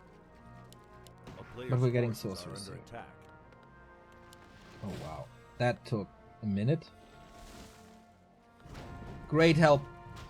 Great help for Spiral. Level 3 TC, Pendant, Scroll, Heal Scroll. No TP though. Mountain King out of position, catches the Purge. He has nothing. He can't go away. Scroll the Beast being used. Stun, misses the stun. Wolf still chasing. Mountain King out of the fight. Archmage come back.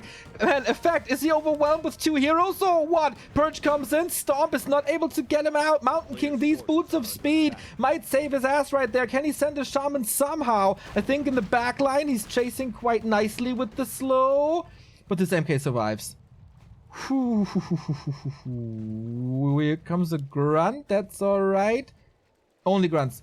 If that would be a shaman, he could purge again. But missing that stomp saved the Mountain King. 50 supply for Effect. 43 only for Spiral. Was he still able to get him? He needs to split. He needs to split and he does. There's no staff, no potion. The TC has Stomp. He has to hit it now. No Storm Bolt. Here comes the stun. Here comes the damage. MK dead.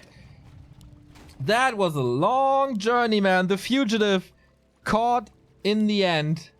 And that's time for the expansion. Spiral, desperate attempt to kill this. Is it time? Peons are ready for the repair. He needs super fast repair. Spiral comes in. No, he has to cancel. He has to cancel, but I don't... Did he? I'm not sure if he did.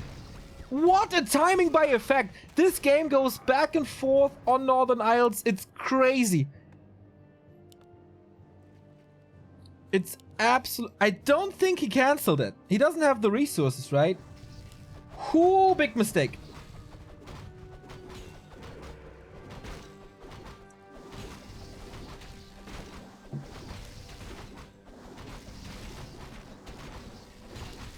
That's why we're getting more levels. Effect. Waiting for his MK. And tier 3 against Orc. Going Griffins? One base tier 3. In a fire would of course be nice and it's only single target dispel.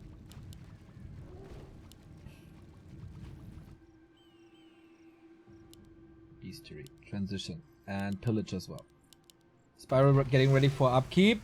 Still no catch. TC trying to get in range for the Stomp. But there's a TP this time.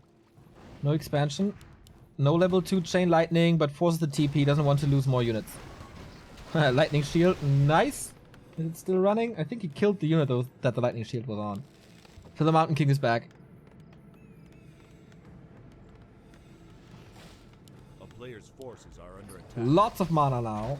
Thanks to the level 2 Brilliance Aura. He scouts for more expansions. Sees, okay, here's nothing, there's nothing. So he creeps on this side of the map. In fact, there's no map control at all with this. At the moment. But tier 3 is done. Inner Fire instantly.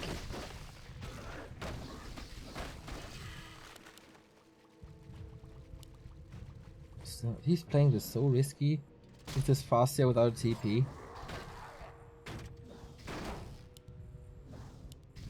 Let's go for the red spots. This can be big. This can be real big. Level 4 TC is a lot more movement speed, that's nice. Effect scouts this. Peon is scouting a lot as well. He has the ward here, so he's pretty safe from a creep jack, which is not happening anyway. Level 3 MK. And Medallion. Good. More HP, more mana. And level 2 Clap. Katka's Pipe! The dream! If you play Shaman, you dream about this all night. More mana regen for these units is more Purge, more Lightning Shield. He cancels that expansion again, by the way. Effect's really good at that. No tier 3, but Kodo Raiders.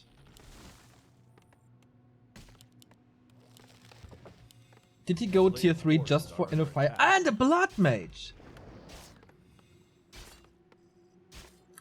I love that Spiral is checking for Griffin Aviary or something.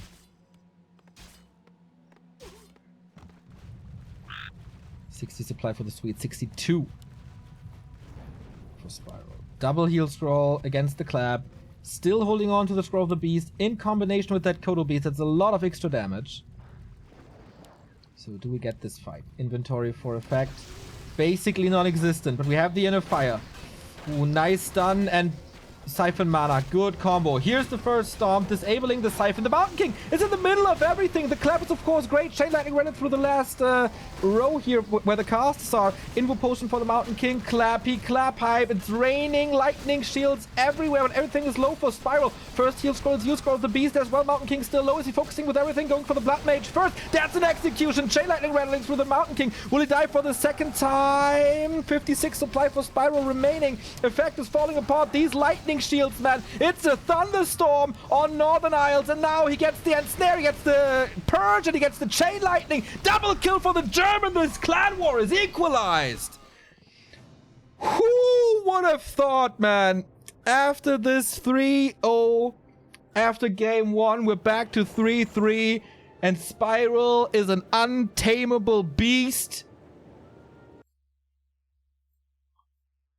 And gets the 2-0 for 3 points. God damn it, how could we have a scene without Clan Wars for such a long time? Sick. One human player fails for Sweden, the other prevailed before. So Thorzane and Spiral end this season undefeated. Wow. What a performance. What a performance. Next game. Who will take the lead? Who will maybe get match points? This next game is Ente versus Starshaped when Sweden versus Oceanus continues. Oh boy, do I need a break after this. Match number 3 in the W3IL Grand Final is about to start. We have, representing Oceanus, the Ente, the Duck. He is wearing the MTW clan tag. He is playing for MTW in the next season, but he started this this season with Oceanus, and the rules said you have to stick with that clan. And yeah, this is a little goodbye for Ente, and with the win, he could bring his old team a little closer to the championship. Starshaped on the other side for Team Sweden. We haven't seen him too in the semi-final. He was absent there, but alright. He's back for the grand final when it counts. Playing the Night Elf race, he was trying to trick Ente a little. Picking Undead first, then switching to Human. Now back to Night Elf. In the blue, for Oceanus, it is Ente. And in the right, from Sweden, for Sweden, it is Starshaped. Huntress per minute, that was his old motto. Oh, side gifting another sub to Juan, also deserved. Thank you, man. Damn, that's some cool contributions by Side. Hope to see you on more offline events in the future, mate. Side, of course, a new teammate for Oceanus. They picked him up, but he played the League for France. But he will join next season. So, Keeper of the Grove it is for Starshade with the normal Engine of War creep here on Northern Isles, where we ended the last series and start the new series. Enter with a Fiend opening against Undead. Huh. 10 Fiends, man. What the hell? Usually we always see ghouls. But okay. Enter also playing a little different. Sometimes ghouls against human. Here we see fiends against Night Elf. Alright. Whoever wins this war, or this best of 3 war here, takes the lead for their team. Thank you, Overadmire. 35 months, getting close to the 3 years. Good evening. Hey guys, greetings to America. Archer already pretty hurt for Starshape. Keeper gets the Well of Mana Stealing. Good against the DK, I feel. Speaking of DK, he's making his way over. For the harass is in time, actually. Second set of Treants. This is not going too well for Starshape. This is definitely a kill. Ah, pump faking. And saves the coil for this Tusker Trapper. Of course, he wants to prevent level 2 for the Keeper of the Grove. Will he be able to do it, or will it be the right clicks? Starshape trying to play around it, but it's not that easy. Short to the threshold. There we go. Here's the coil close to level 2. Is the Death Knight already. 116 for the Keeper, 136. How did he get so much experience? Huh? What did I miss? Treants, maybe?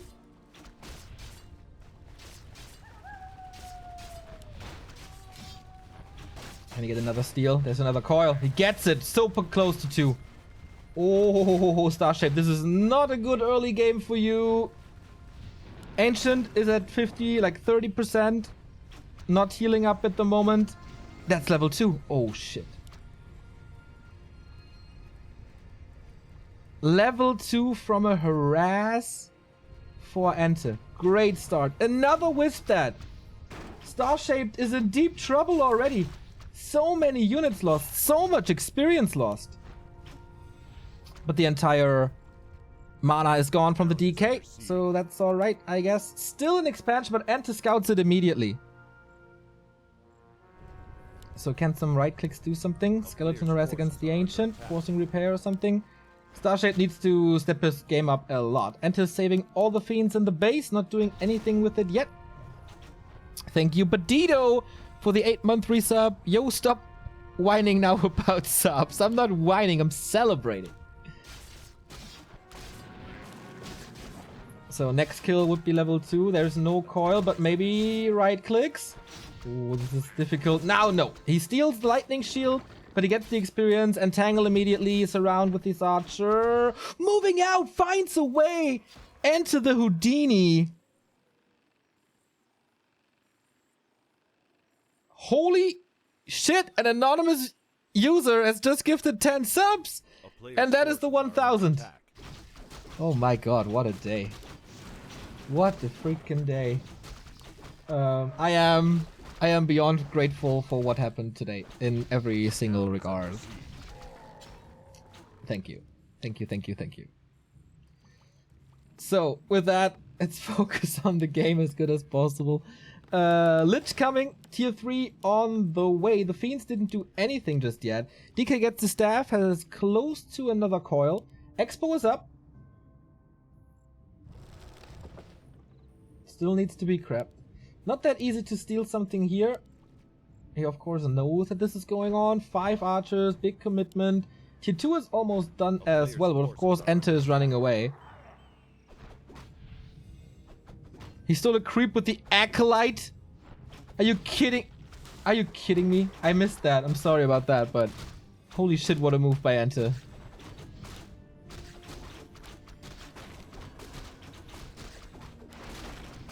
So lightning shield on this archer gets another kill. I think in every single little move... Oh, okay, he gets that. Starshape is losing something. Not here yet. Staff out against the Entangle.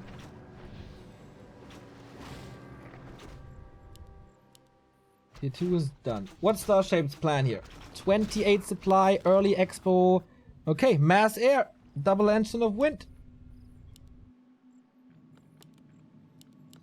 On Enter's side, we see the Slaughterhouse. For Destroyers done, a late Slaughterhouse. Needs to step up the level of the Death Knight now.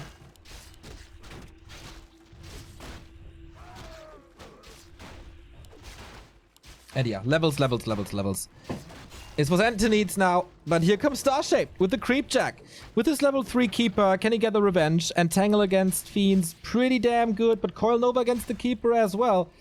Down to 50%, and there's more mana where that one came from. Also, the archers very receptive towards AoE, but Starshape gotta be careful. He has to TP out soon. Pump fake and no! Actually goes through with that. Coil Nova kills one more archer. Yeah, that's about it. And another Fiend died. Okay, this one is pretty hurt as well. Scroll the Beast.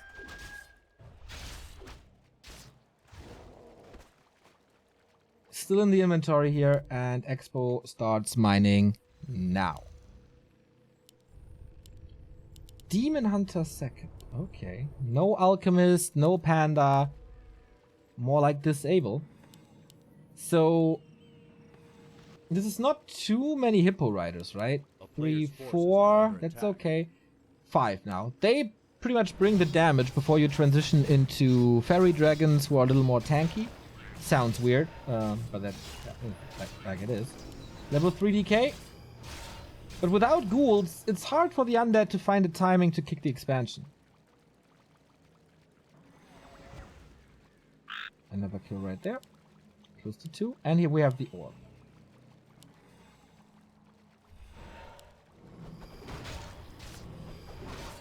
One base, 2 base is doable for undead if you have great micro and got great kiting. Level 2 for the Lich right here. Wand of the Wind. Entangle again. No Dispel yet. And now with Mana Burn coming in, it's not going to be that easy. Scroll the Beast. He wants to take that fight. One of the Wind on both heroes, but still a lot of damage. Coils in time. Archers will fall. First one down. Second one down. Statue is ready. Nukes the Demon Hunter now. No staff on Starshape's side. Also no TP. Has no mana for another coil. But the Archers have to go all the way through the undead army. That's another kill for Ente. Who now picks up some of the... Another Mana Burn. That was important. No staff anymore on the decay. And also no Nova on this Lich. Not too much to do anymore for Ente. Picking up the Dark Ranger now. Interesting. Is that a good pick against Mass Air? What do you really want to silence? What do the Dark Arrows provide?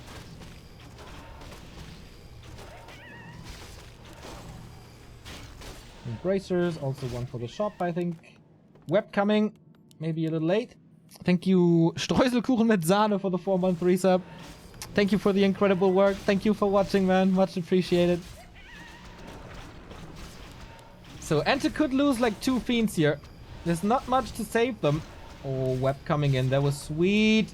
Wand of the Wind again. Good, but the Demon Hunter is doing a good job. Ente as well with the micro. Hippo Rider down. And another one. First Destroyer for the Dispel against Entangle. There is quite some mana, so he's gotta be quick on the trigger. Oh, he's saving a lot here, but I think the time is over now. Hippos are chasing, Fairy is chasing, Fiend fell in the north.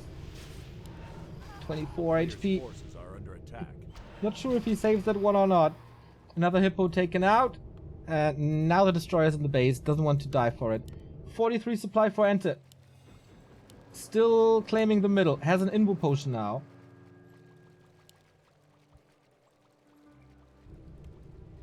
You really want to die for this?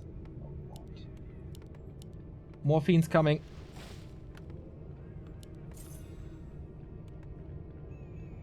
Ente's playing so good, man. This micro so far.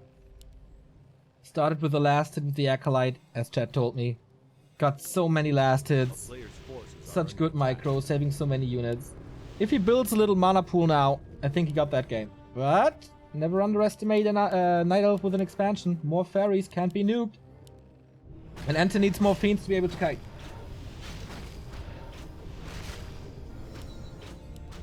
3, 3, 2 now.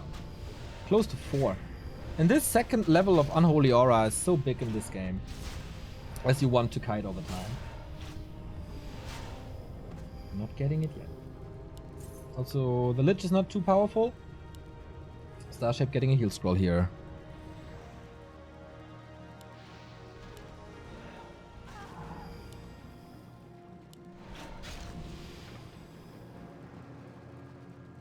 Fiend's not in range. Is it finally time?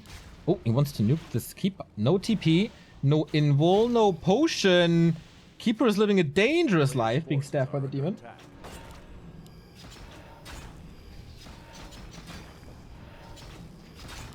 Lots of skeletons means lots of mana for the Lich. Good detonate by Starshape. Statue's a little out of position at the moment. Could be nuked. Starshape at 54 supply. This is where things become a little dangerous. When the Night Elf can just pump into 70-80 supply. And the Undead wants to stay in upkeep. He's not kiting here. A straight up fight. This is not what you want against this Mass Air. Destroyer also pretty close to the attack. Starshape trying to take out the statue. Again, good micro by Ente, but how long can he do this? There's no regen here. Silence was okay, but not preventing too much. Long range coil was good.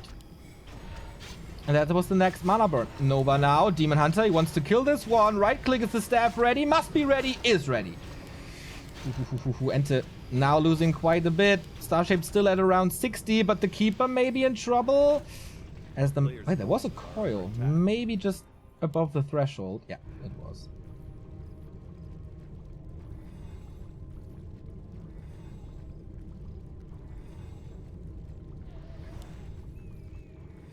This Dark Ranger, I really don't know about her.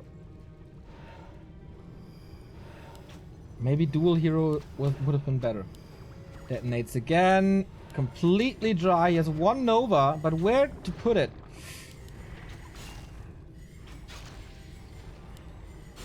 Nice Fiend control. A nice Fiend kill right there. He never gets the critical mass and he never... kited. It was a straight up fight. And 46 supply and the Expo is still running. Star-shaped held long enough. I love that he's using the wisps really nicely. And this mass air style suits him so well, I feel. Thank you, Stream Dreams 2222 for the Prime sub. Double crypt now. Is it too late for that? For mass fiends?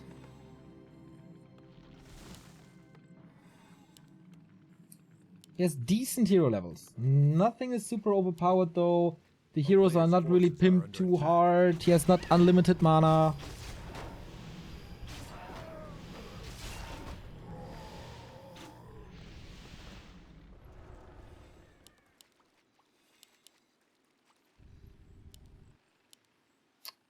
As I said, if you don't have ghouls, it's hard to face the timing to kill the expansion.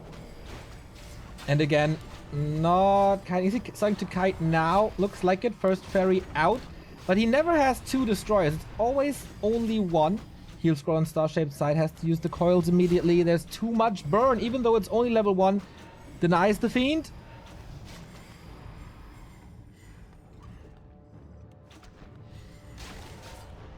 But Starshape denies the counter expansion now. And it's still not the critical mass of Fiends. This doesn't bring the damage. 10 supply. Always a little worried. Level 3 Dark Ranger. But he can't do anything against the Demon Hunter.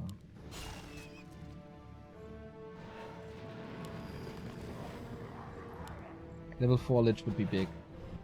This +4 damage from the stats. Without items, it's really important. Okay, mana potion used. Save that Fiend. Every single Fiend is critical now. Also the webs. Trying to nuke this Demon Hunter to finally get rid of the burns. But again, he has no mana. Again, he's burned. Again, he's losing the Fiends. And again, he's not really kiting too well. The Fiends are not walking back. This is not how you're supposed to play against this. Finally, level 4 Lich. Fiends hurting hard. You can't just commit to this. Whoa, last second coil. But some Fiends have to die. You can't coil everything at the same time. Demon Hunter close to dying. 7 seconds. No block by Ente. Gets another kill out. But that fight in the end was really good. He finally started to kite a little. Or a little more in the end. There was a little more damage as well. And all of a sudden, Starshape is losing 8 supply. Hero level's getting scary. Also with the Pendant of Energy. He has more to use. And that's time for the counter expansion of Ente. This double crypt is helping out a lot. We have damage up. Oh, 2-0 damage upgrade. Ay, ay, ay. And this is starting to become scary for Starship all of a sudden. This Tug of War might be going... Oh, the Demon Hunter just dies! What was that? The staff was ready! He just needs a coil on this Lich or an Invul to save him. Yep, Invul. Without the Demon Hunter, there's so much mana to use now. Heal Scroll used. There are no coils anymore. Is Ente overcommitting once again? He's not kiting. Does he feel too confident? The Lich needs something. Trying to run away. Has a TP. He's so greedy. Nova again. TP out. Can he follow this up? Right clicks on the Keeper. Will it be a double kill? No Invul taken.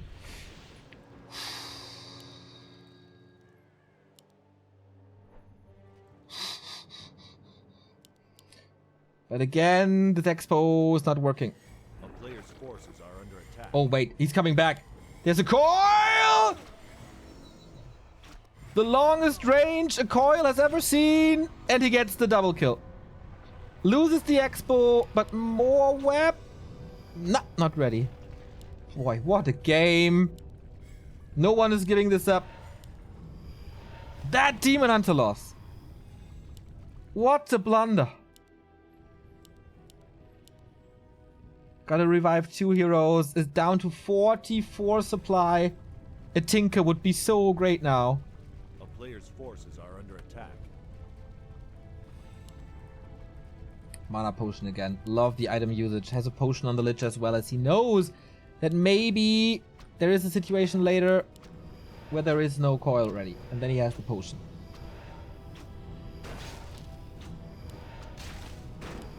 Is this damage enough? Repair coming in, but guess what? No, but nice split by Starshade actually. Still has 4 fiends remaining. Demon Hunter is back. This spell was okay. Level 5 DK. If he has coils, they hit hard. This game is by no means perfect, but damn is it entertaining. And to start the fight again. Web comes in once again, not really hiding. Statues are coming back. Lich in focus. Can go... Oh, has to go for the potion, but Lich is back to full health. The fiends are in the middle of everything, really. Holding on to the potion for as long as he can. Starshape taps out. Without the Keeper, without the Entangle, damage is lacking. Man, that was a back and forth. That was such a crazy back and forth. Insane start for Ente. Unpunished expansion for Starshape. Slowly but steady crawling back into this game. But couldn't seal the deal. Shut down expansions twice.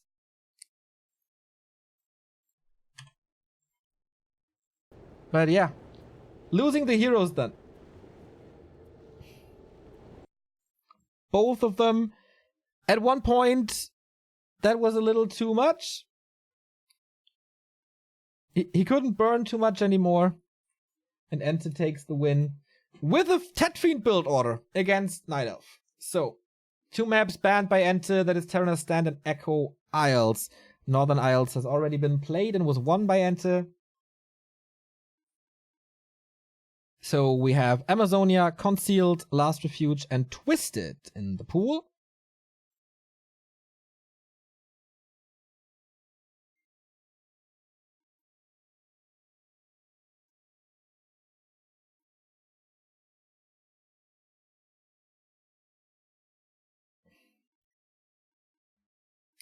But I guess it's time for another Starshape break, as far as I know him.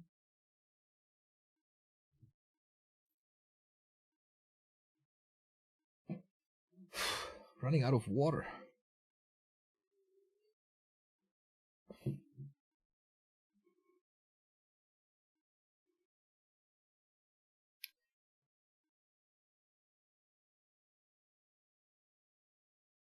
So, okay. Starshape is back. And his pick is Twisted Meadows. There would be... What a series, man.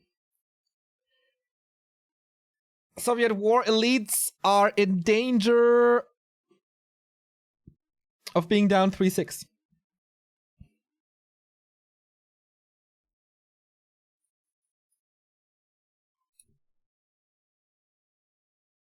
And to be honest, throughout the game, I liked Ente's game a lot more. Oops. As I said, quite some mistakes. On both sides, granted. Ente could micro a little better, or started kiting earlier. In the bottom left, he did it kind of well. But it was oftentimes the case that the fiends were standing below the fairies, and then that's where the damage is the highest. But yeah, he held on, survived this, and... with the hero levels in the end, and with mana... when the Demon Hunter wasn't there anymore. Had the mana, had the spells, and could do it. Enter this season 5-2. was defeated by Hitman and Hawk. That's alright, I guess. Defeated Please, Still, Seron, Reinforcement, and Shake. Pretty astonishing, actually. Starshaped is 6-0? What?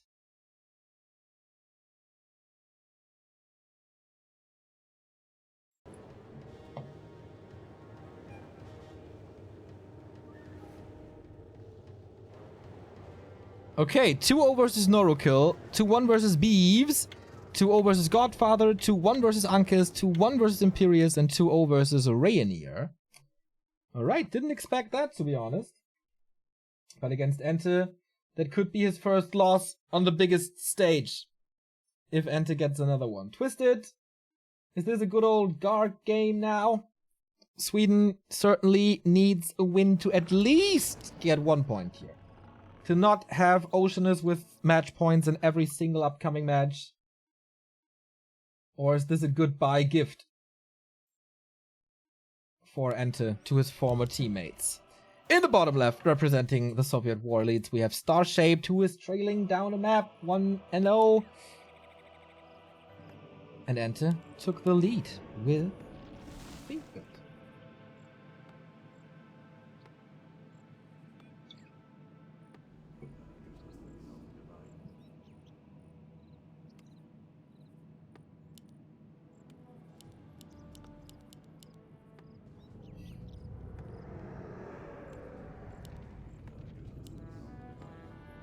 I haven't seen a game of Undead vs. Night Elf, I think, on this map in forever.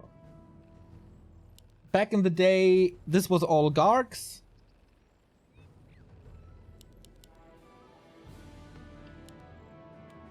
But yeah, it could be everything. And Ente, again, going for the Fiend build.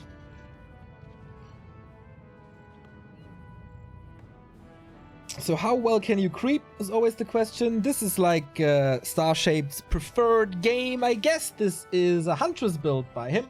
No Engine of War, nowhere on the map, so he starts with a tier... Well, both players actually start with tier 1.5 units of their race. We see a Keeper of the Grove, that is no surprise. And of course the DK here. Lots of pressure on Starshape now.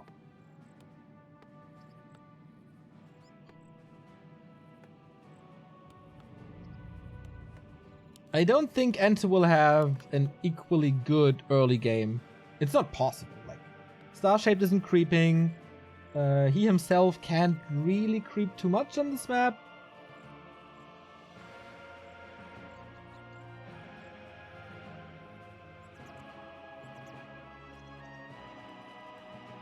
So, Keeper trying to get some Acolytes, I guess. Gonna be Soul Hero Skirmish. Wisp already here for a possible expansion, also at the 6 o'clock. I like that spread. So, Starship, can you get a Ghoul or an Acolyte?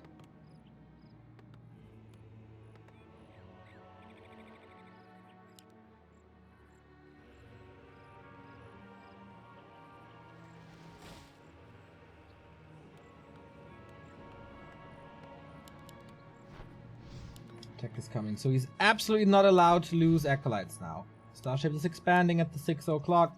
Huntress are coming slowly but steady. I think he will save a couple of... Wait, that was First Blood on the Wisp right there.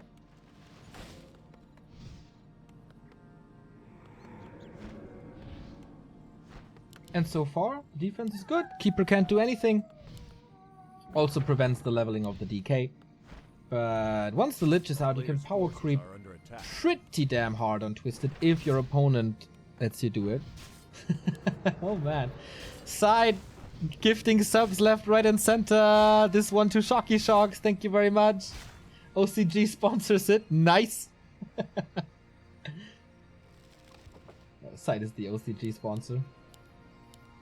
With all the money you made in China for people touching your beard, you can afford the subs now.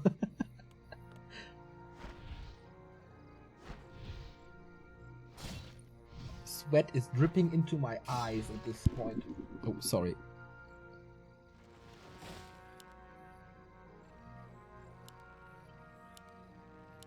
So tier 2 by Starshaped as well, but no real damage done. Half attack ahead. Oh, we go double crypt! Forces are under Double crypt is Gargs, ladies and gentlemen!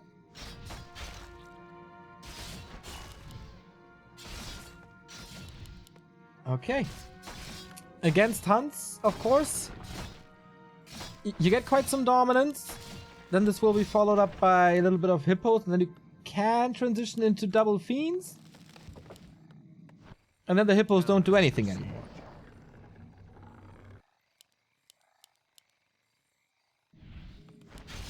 In theory. Oh, Keeper catching quite some hits. This is basically a leave. Enter did not lose a Ghoul, did not lose an Acolyte. This Keeper is at 48. Wait, where did he get that? Maybe skeletons or so. There's a lot of skeletons then. At least a little progress. Or I missed something.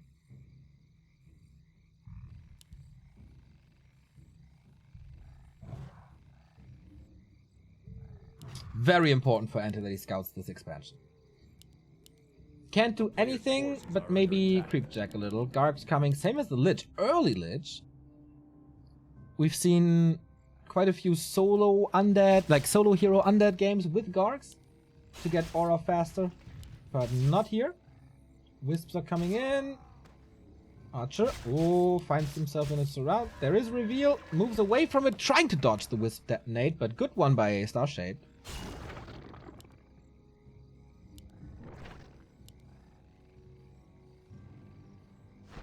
I like that how he has the Moonwell there for just that extra bit of mana.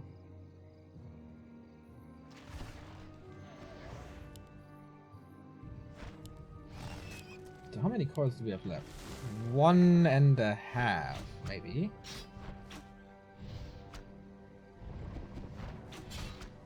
So the first Gargs are out. There's pretty much no anti-air.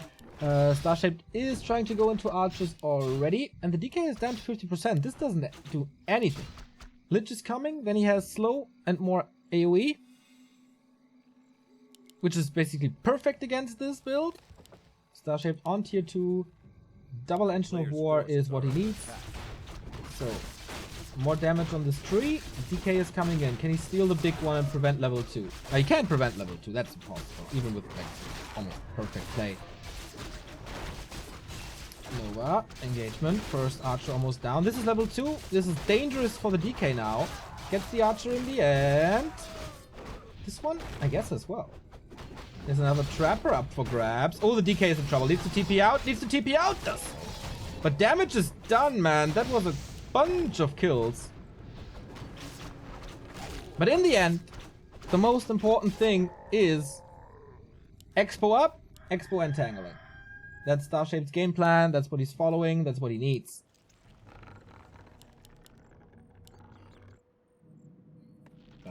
This was not revealed yet. 6 Gargs. No tier 3 though. Counter expansion by Enter. Acolyte coming. A player's forces are under attack. A town is under siege. So Engine Protector coming. 2. Engine Protector here as well. Safe play against the Gargs. Cool to see that Knopf is in chat, by the way, cheering for his teammates, even though he's in vacation in Greece.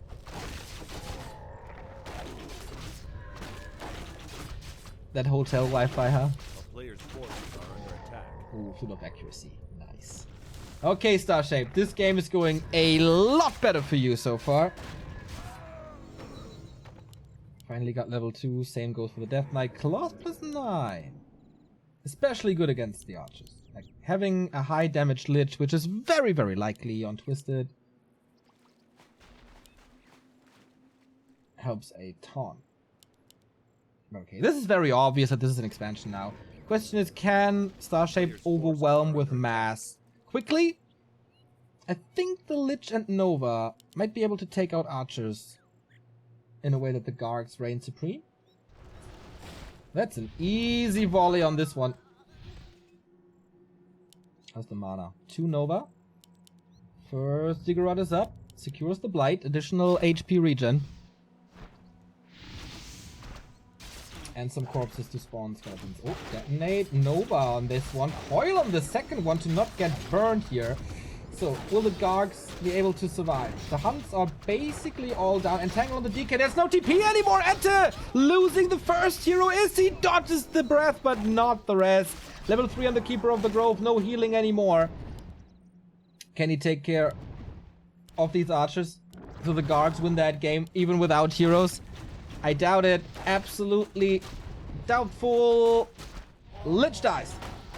Okay, the Hunters are all gone, but there's still some mana to use. This Expo, oh, he needs to cancel it soon. Or doesn't he want to do it? A player's forces are under attack. Is he rebuying the heroes? Enter stays in this, doing more damage. The Expo comes up and he TPs out. I think he was relying on Enter canceling this. But that German didn't do that. Third Engine of War.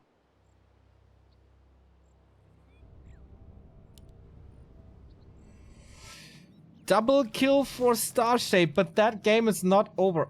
Going into ghouls now. Panda is not that fat yet. But he's just coming in again.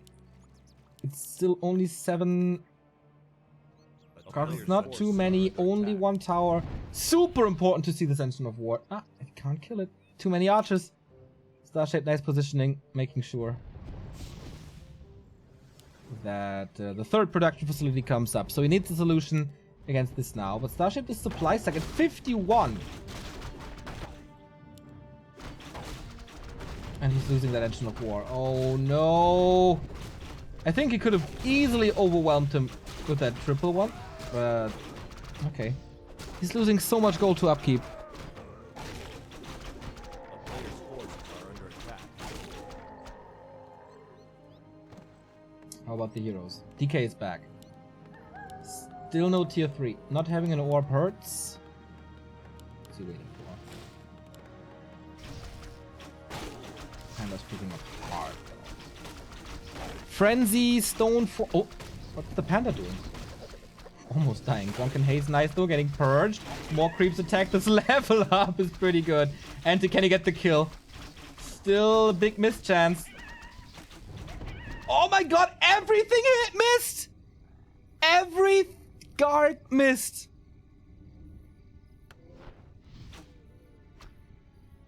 How unlucky. But okay, Enter Expo up. 50 supply tier 3. Bunch of ghouls as well. Problem, level 2 DK only. What do we have for Starshape? Still tier 2 only as well. Do we have upgrades? Must be, right? No! 0-0. It's just mass archers.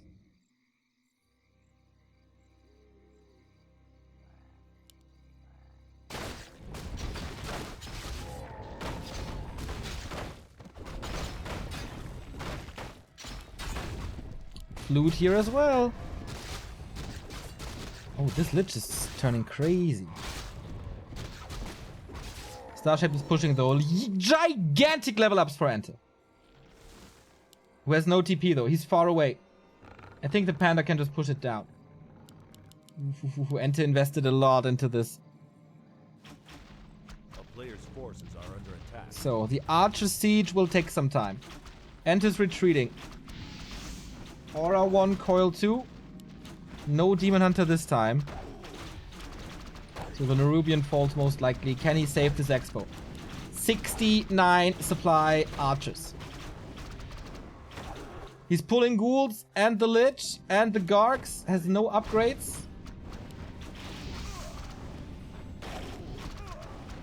The Panda's doing a fantastic job here so far. Heal scroll early. Before the first Nova, right? This is a big one. Ow, the damage on the archers now. +6. Ghouls arrive, but it's only 3. Wasting their damage on the Panda. And with 48 supply. The heroes have to carry, but the heroes are getting entangled and controlled by the Keeper of the Grove. Nice execution on this Berserker, but Enter seems to be falling apart. Lich is dry. Death Knight is super hurt. And dead for the second time. It's too much. It's simply too much. 2 towers up, though. Oh, quad kill, I guess. Level 4 on the Panda. Lich in the back, but literally everything else is dying. And without mana, it's not doable. Without Nova, it's not doable.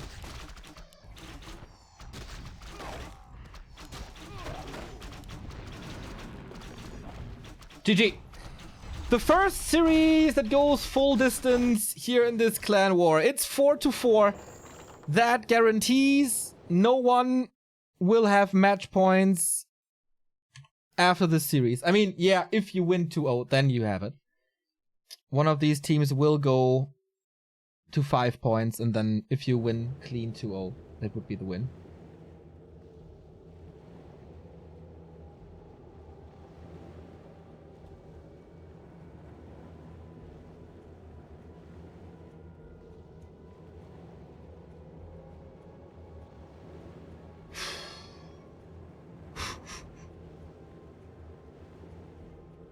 All right.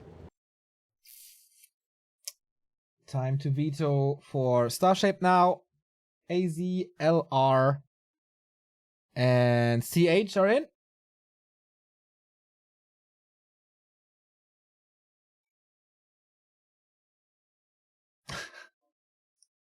Yeah, Shape's time to veto. Enter reveals he wants to go for AZ, so I guess this is what Starshape wants to veto. But no, not really, right?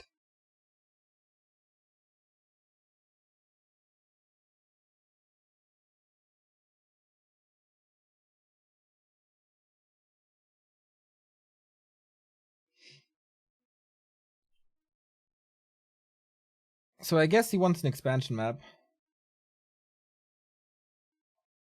It could be Last Refuge, which is pretty good for hero levels, though. You can level pretty good on CH as well. Amazonia always difficult for the second hero, which is important in this matchup.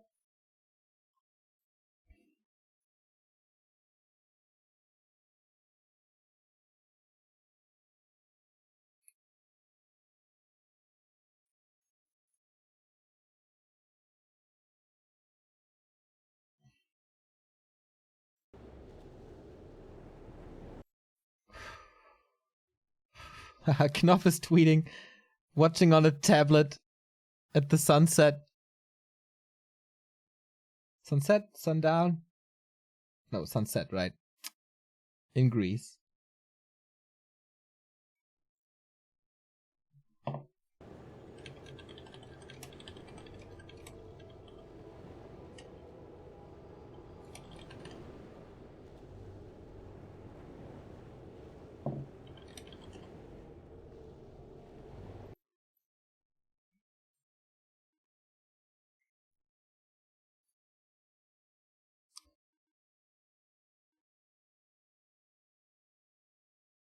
So, Starshape finally graces us with his chat.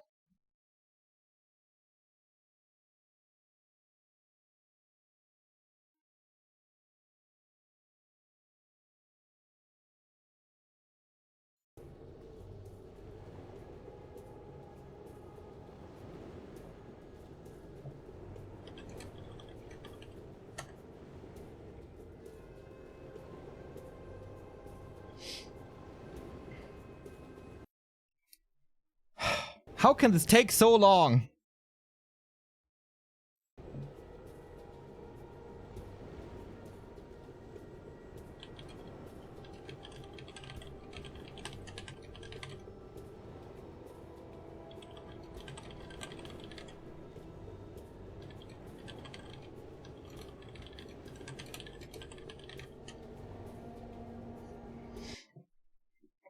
Oh.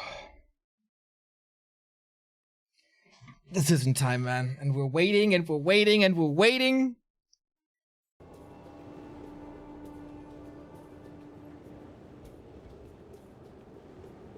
Okay, go LR with that.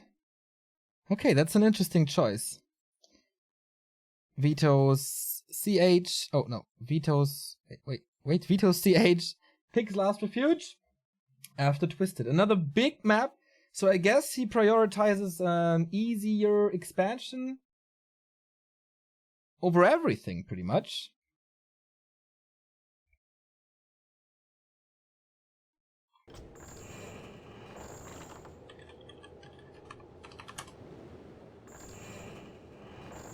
Enter the big favorite according to you guys in chat. I would have thought so too. That was the first map, actually, according to Warcraft 3.info, that Starshape won against Enter. They met only once in 2018, so that doesn't really count.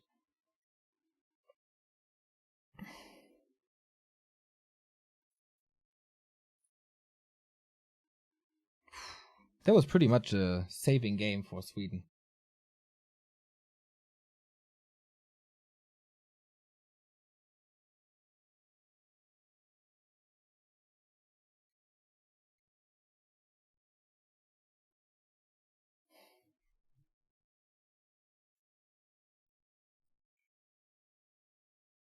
It's not refreshed yet.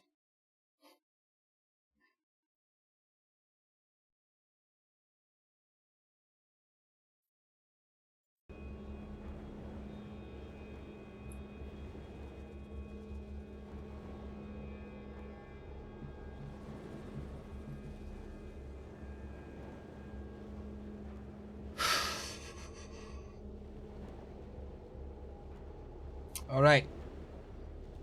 We got it going. Last Refuge decides the third match. The fourth one is Neutron versus...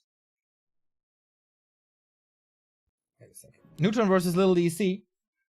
Maybe a slight favor for Oceanus. Depends on what shape Little DC is in. So, whoever takes this could win the next clan. Could win the clan war and the league with a 2-0 in the next match.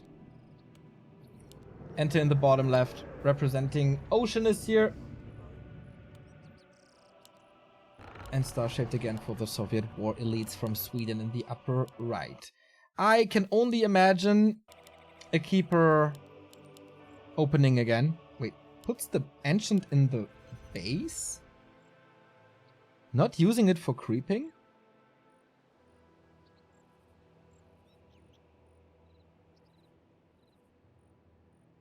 Huh. But it's also not a Huntress build. What is it then? Is Enter playing ghouls for the first time? I don't think so. Okay, so it's a Demon Hunter. He had quite a bit of success on Northern Isles with that Demon Hunter, but he couldn't get him up to 3 because Enter was forcing the fight, so we go Fiends again. This is decent, I guess, so he doesn't have to, like, Enter doesn't have to play that passive because there's no Entangle.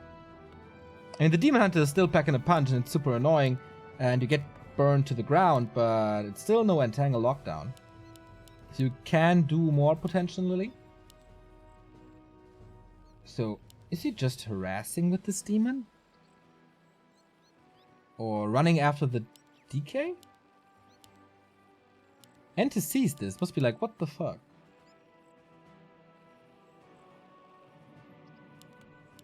The town is under siege. DK could also creep. He's waiting for the hero, maybe. Saw the Demon Hunter, got it confirmed. So maybe he plays a little more passive with this, as he knows that mana would be rare.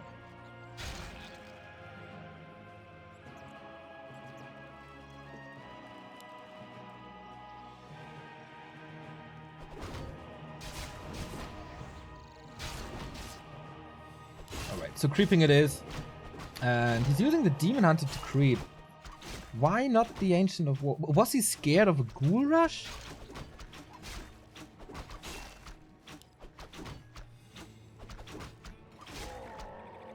Okay, maybe chat knows. And you can enlighten me in 3 minutes when the delay is off. A player's forces are under attack. Quite limited options for Starshape now, right? Except the one-on-one trades. Demon Hunter gets level 2 here. Of course, evasion and mana burn. And here is the mana burn. So what can the DK do now without a coil? Just a couple of right clicks. He is tacking, of course, behind this. Star-shaped as well. Slightly slower, but that's okay.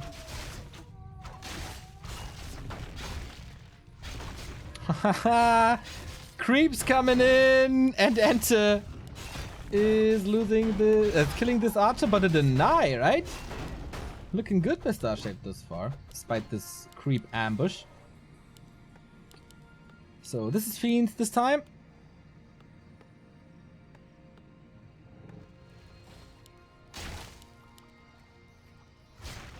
Even denies the skeletons, so doesn't benefit from their experience. No Hunter's Hall still. Roughly about halfway through.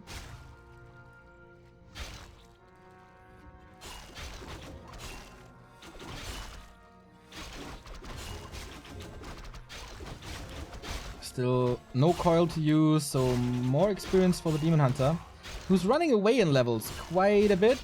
Starship aiming force around, but a little too slow. A player's forces are under attack. Okay, this harass didn't really accomplish too much. I think one archer is it. Okay, Spiral says it's weird, Side says it's weird, everyone thinks it's weird what Starshape is doing with his Engine of War in the base. But I mean, he didn't get hardly punished for it, and it's not like it's okay still. But two archers are quite low. Can he chase him down before they use the moon well? Nope. But that was a bunch of moon juice. A player's forces are under attack.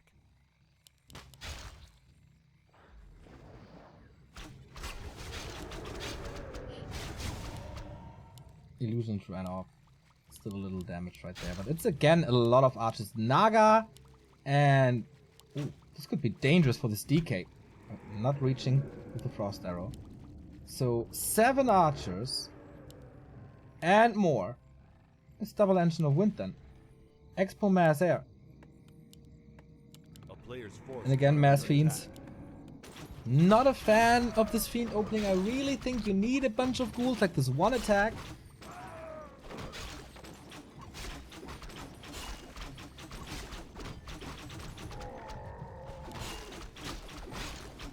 With ghouls usually does a lot.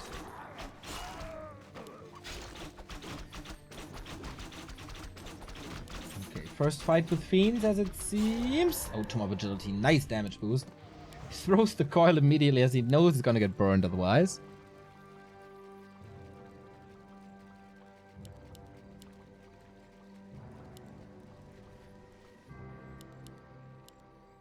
Okay, double engine of wind. Will Enter see the expansion.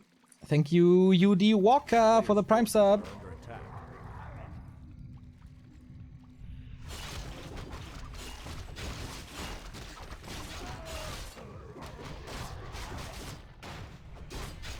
Okay, big one for Enter. Double mana potion. Now with the DK is kind of trapped. Ooh, this is the town portal for sure. My god, so close. Could have been the kill right there. More damage is coming onto this Demon Hunter. Is he forced into a TP as well? No. Survives with 40. Picks up the rest. Moves away to get the aggro onto something else. Damn, what a clutch moment. A player's forces are under attack. And important level ups. This level 2 mana burn means the world for the Night Elf. So Hippo Rider coming and to continue to creep, but safe route, he needs to get stuff done. Stealing this big consumable was worth it, even if it was a TP, I think. Otherwise, it's just entangle after entangle after no, it's not entangle. So it wasn't really worth it. Sorry, little brain fart. But getting it is really good. I mean, for the Night Elf, it wouldn't have meant a lot, but for Enter, it's great. A player's forces are under attack.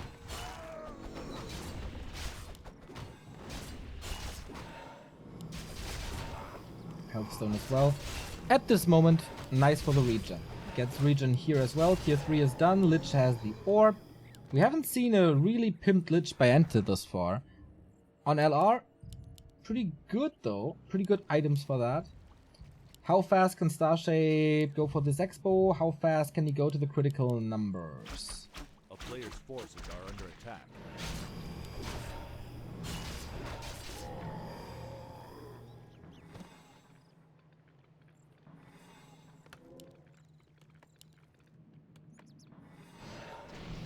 attack might be a little too early for Starshaped. I mean, he is 10 supply ahead.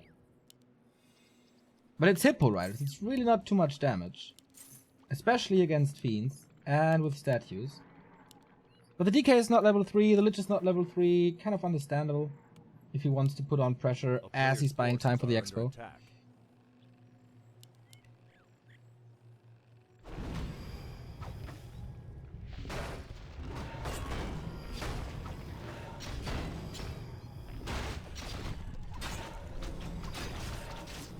Demon Hunter down to 1/3 basically. Web is ready. Lots of skeletons. Detonate coming in. That was really good by Starshape. But Enter looking for the hero kills. Continuing to look for the hero kills. TP out. Not without taking one more Fiend out. And the statue. Good exit kills from the Swede. And yep, that was a TP. But he got Enter's TP before. And this Entangle. And starts mining. Even if it's with only 4 Wisps at the moment.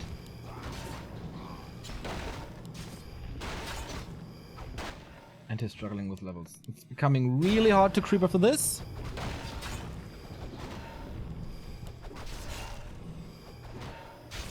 And that's the downside of these Fiends. Like, you are really, really, really weak for a long time. And the Night Elf can do whatever he wants.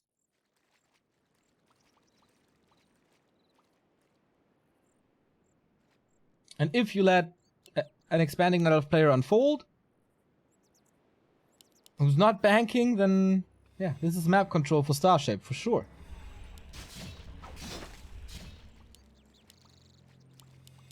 A player's forces are under attack.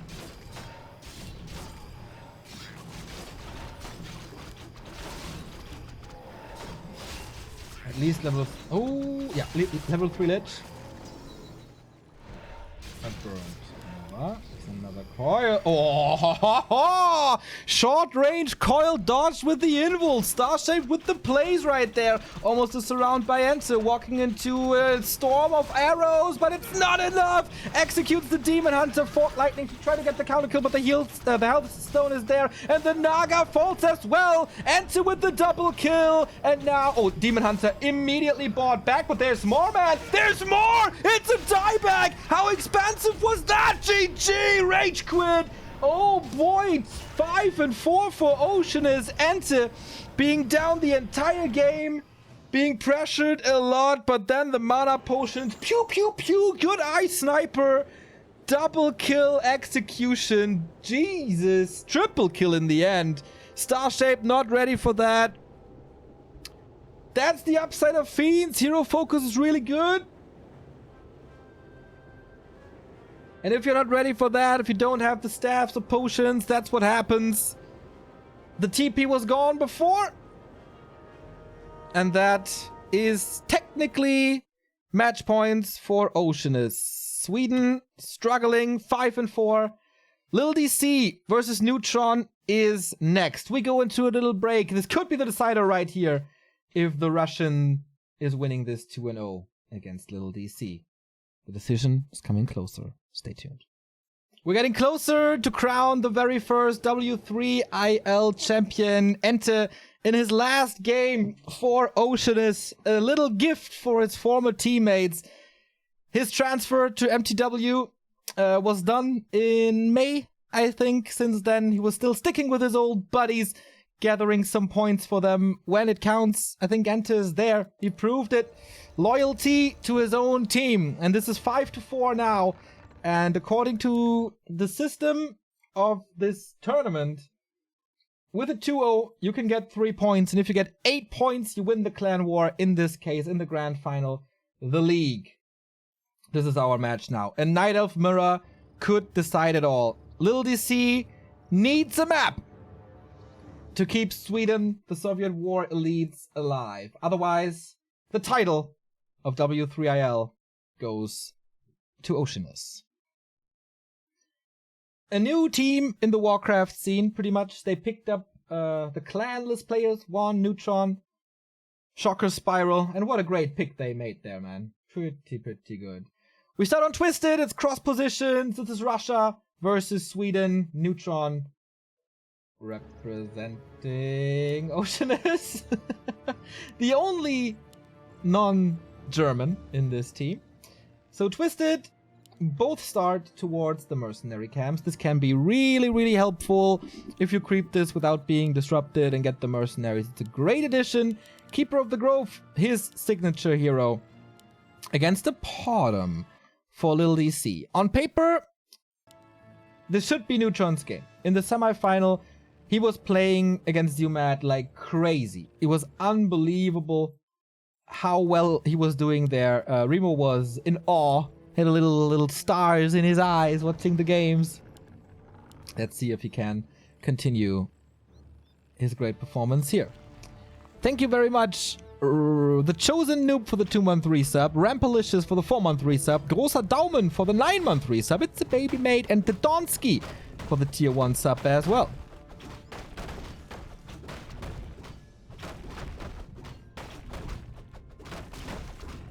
So, he will see the keeper. It's confirmed now. Blocks. Nice little move by Little DC here. As I said before in the pregame talk. Oh.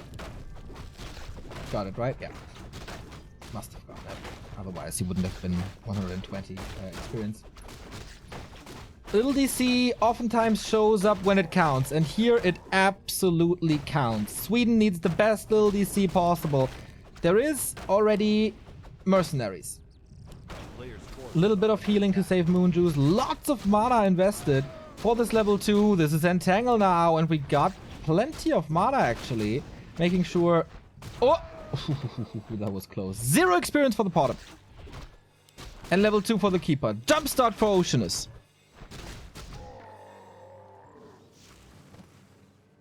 On the other side, what do we see? Single Engine of War hunts. No approach to go for the Merc camp. This, especially the Berserker, will be great with the piercing damage once he can afford it. Double Engine of War with the Huntress Hall now. Huntress Transition by Neutron. One of the best Night Elf players on the planet, on the continent rather. Alongside Sonic and Foggy in Europe. Last hit again. Level 2.3 against nothing.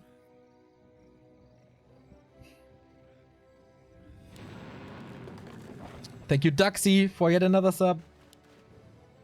Okay, steal the Berserker? He just steals the Berserker. That was a mispositioning by Neutron to let that slip. Searing arrows are pretty good against these low HP units. But okay, Entangle comes in. He does have the piercing damage from the Shadow Priest. That's okay, I guess. And from the archers. So that is it the first kill? Close. Good micro by Little DC. Good micro by Neutron as well. Saving the archer into Shadow Meld.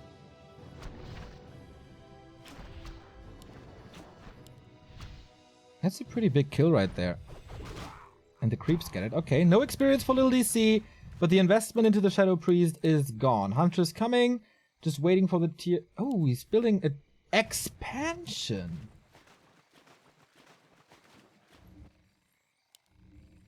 Okay. Against Mass Hunts Keeper, with Treants and Mass Hunts. Risky.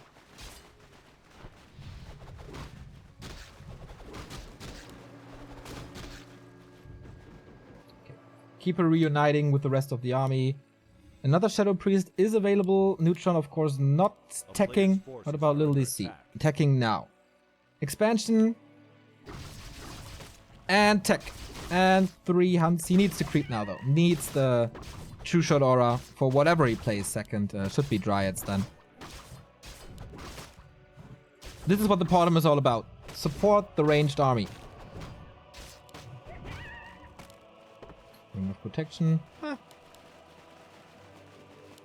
How fast will Neutron realize that there's an expansion on the way? Plenty of Entangle though. This is risky for Little DC. If he holds here, it looks good. But how likely is that? No Searing Arrow anymore. Neutron has the army ready. 35 versus 38. More hunters streaming in from the north. Finally level 2. Finally True Shot Aura. 10% boost on everything if he finally skills it.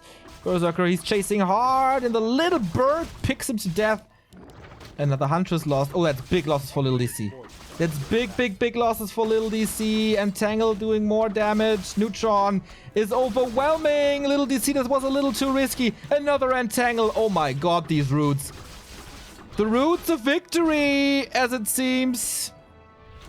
Is there another Tangle? There is. Ooh, was immediately getting the wisps for the detonate. I mean, not immediately, but it was a little too late.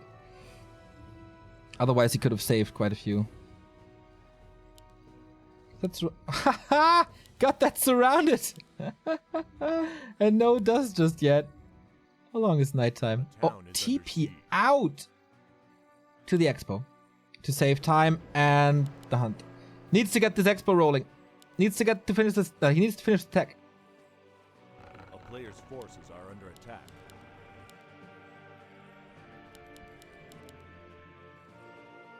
Really tower. He has a wisp here. Push starts. Ancient Protector might be a little too late. Oh, I can reach with the hunts. That's great for Neutron. Trying to get another AP up, but the hunts are all over the place. Little DC still busy. No TP anymore. Good damage on the bottom. Okay, but that's about it. The army is ridiculously small. Grouping more hunts. And powering through this. Little DC losing 2 Moonwells. So much gold down the drain. The favorite for... in this game. Dominating the Sniper Snow. No other words for it. Little DC apparently not in all kill shape. But he's not giving up the game yet. When is he finally coming back? Pot him at the tavern. Needs something big now. It's not going for anything. A Naga, a Panda, something?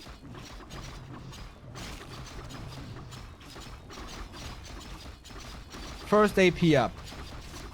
2 more hunts here. Can he hold? Can he somehow hold? Little DC is supply stuck now. He has to work with 23 supply. Bottom level 3 though. But usually you need the mass to make her work. And another kill. Gets another AP here. Staff! Oh, glorious.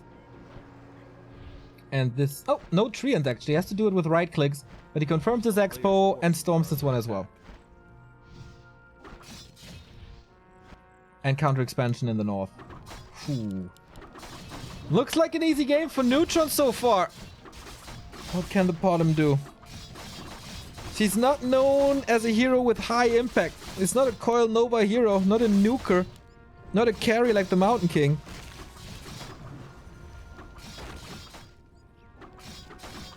She is basically just support. And this expo didn't dime a lot. It's just 50 gold. Ooh. More gold out the window. And little DC is supply stuck again. Altar is back. Was that really necessary? I don't know. Glaive's coming. He has to break the base. That's all he has to do. There's 2 APs. Glaives are great against that. Super greedy play by little DC, and it's not paying off at all.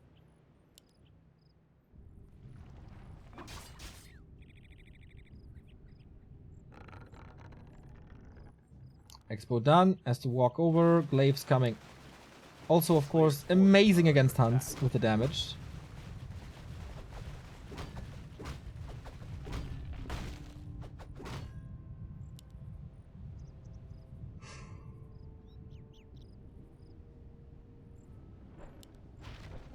Is it the final push for the 1-0? Not that easy. It's not an actual high ground here, so there's no mischance. Little DC has to do something against the glaive throwers. Trying to distract Neutron to find an angle to kill the siege units. with Searing Arrow. That should be doable. First AP down. Everything else low. 50 supply against 28.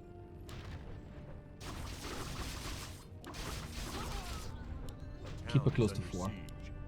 And the next tower is down as well. That investment also not paying off. Whatever DC does, it seems wrong.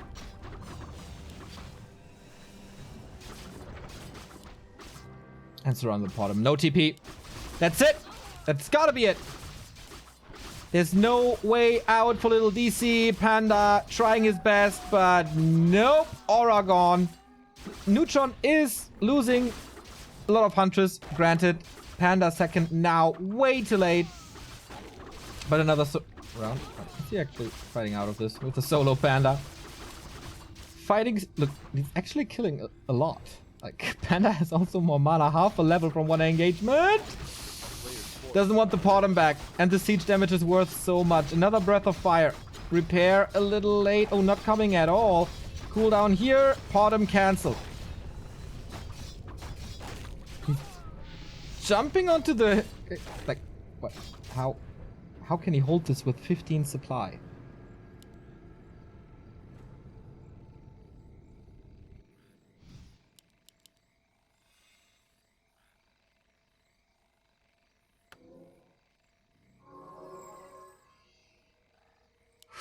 Okay, but it's close to a level 5 keeper, even though he overextended here. He can't expand now. Forces are under attack. Trying to get the bottom back from the tavern. Again, rebuilding the altar. Okay, rebuilding the altar got him the Panda, which saved him the game here. He can revive the bottom. Got Mercs instead. Okay.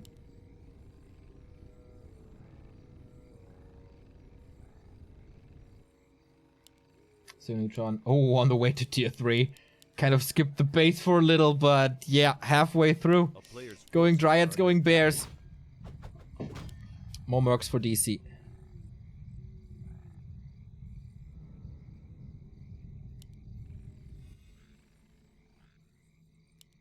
Is there a place for a sneaky expansion?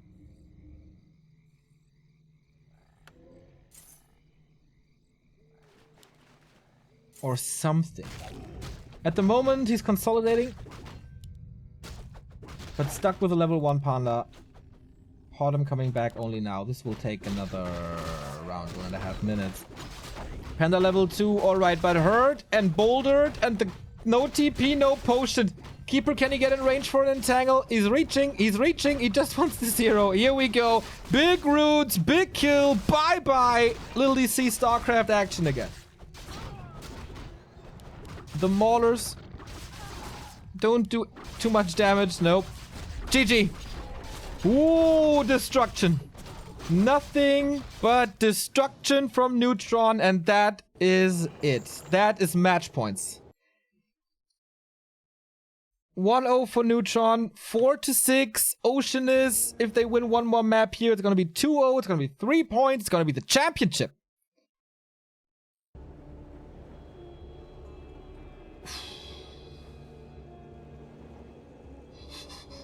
Tough spot for little DC.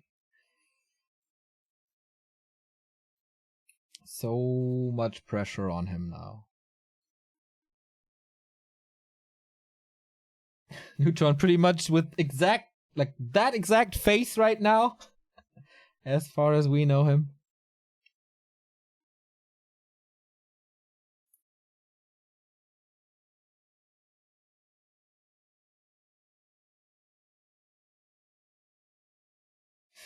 So, okay, Neutron getting rid of Echo, and Neutron getting rid of Terranas. Little DC's pick here. Last Refuge.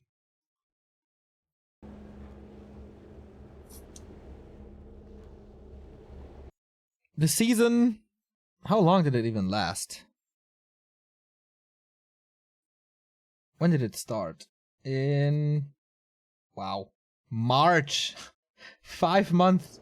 Almost half a year come down to this series. Could be the very last map of the entire tournament. It might be decided on last refuge. Neutron looked really confident. Neutron knew exactly what he was doing. Neutron, oh, he made a mistake. Yeah, absolutely. But I think he just wanted to end it. One of the oldest players we have in the scene, but also one of the coolest players we have in the scene. Gotta admit that.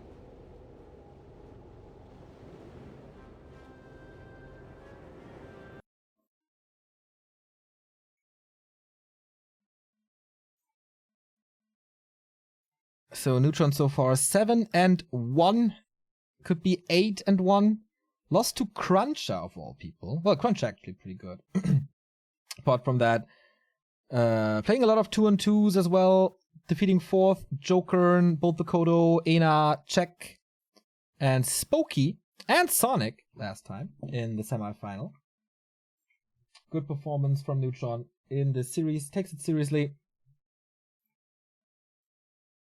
And has match points. Championship points for Oceanus. Little DC, 2-2. Defeated by Cash. And Lubber wins against Azerinox and Crowloo. Not the greatest. Not the greatest wins, to be honest. But he needs one now. If he takes at least one map, the 2-2 can still turn it around. Even though he loses the entire series. He just has to make sure that there's no 3 points for Oceanus in this one. Thank you. Und sonst so for the Prime sub.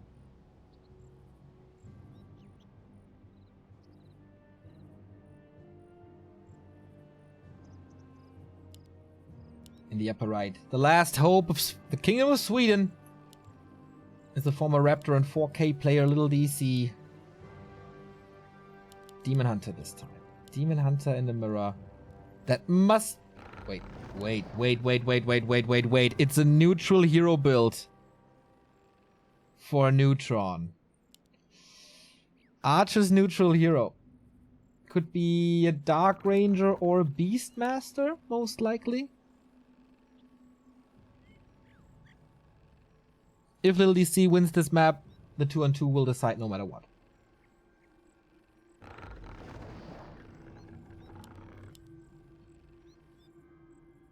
So I guess whatever Neutron picks, the Demon Hunter is a good solution against it.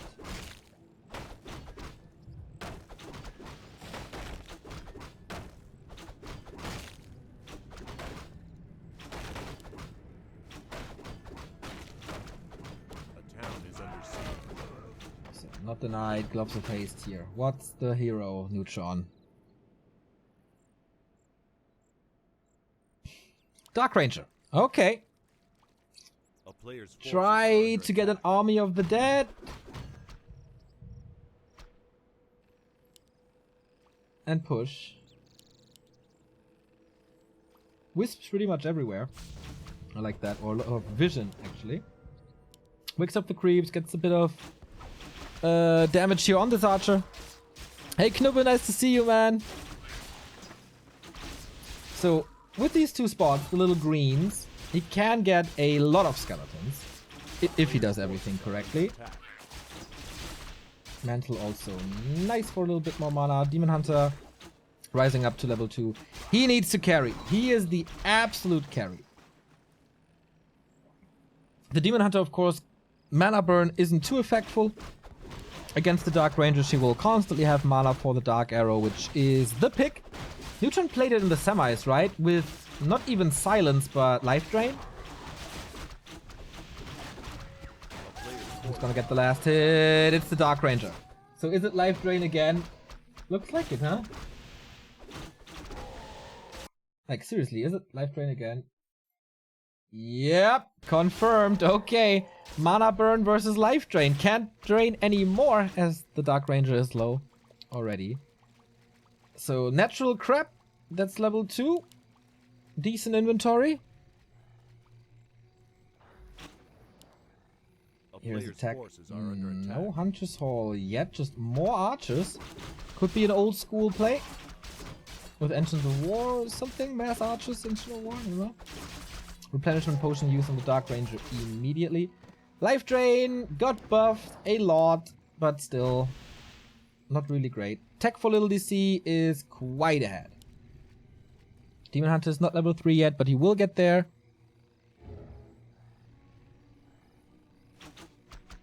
A player's forces are under attack. And no immolation shenanigans. But creeping with the Dark Ranger is pretty easy, as you can see. Gets to level 3 here. Wisp sees the expansion. And is he going for his own one?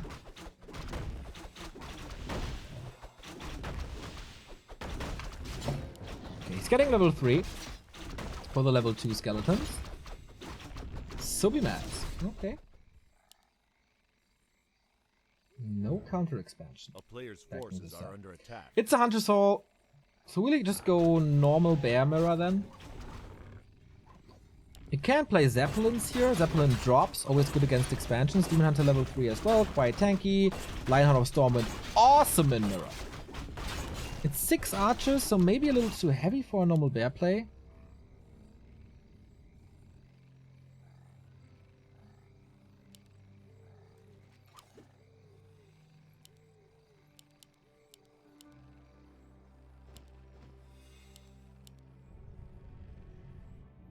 Here everything is in order. Lots of archers here as well.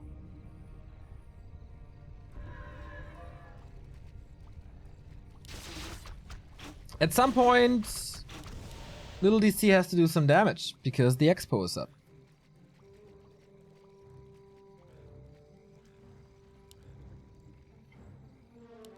It's hard with only piercing damage. He gets the mercs. Neutron didn't get them. Double orb now, black arrow and frost arrow.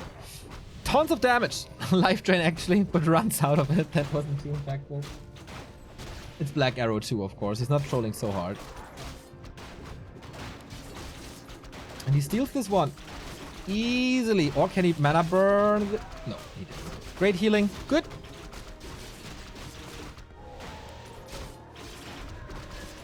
Is he trying to sneak a wisp for an Engine of War around? Looks good so far. But so many skeletons. Little DC needs wisps. He absolutely needs wisps in this battle. Can't allow these skeletons to reign. So far, it's just archers. Archers, archers, archers.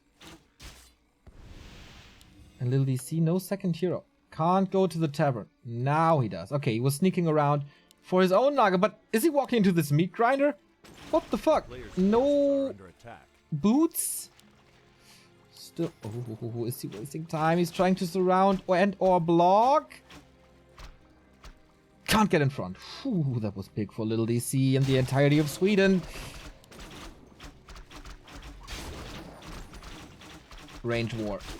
Demon Hunter will kill literally everything if you give him the space to roam. Big healing used immediately. But look at this damage. Heal potion used. He can take those trades.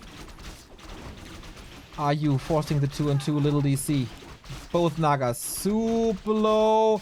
But what's he doing? He's sending him back in. Demon Hunter low as well. Little DC, are you throwing this game away? The Naga is falling, so the Demon Hunter is alone. Gotta be careful. There's Fork Lightning now. Neutron on the way to the championship, as it seems. Level 4 is level 2 evasion. Mana burn for literally nothing. Life Drain is powerful now, and he's got a TP out. Little DC with his back against the wall. He had to win this trade pretty much because of this.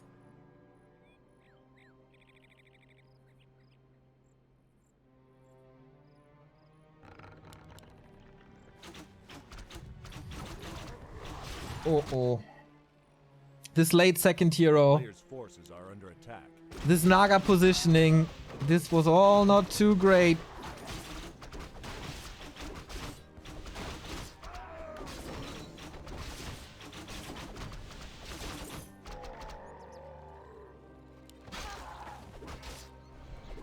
And more kills.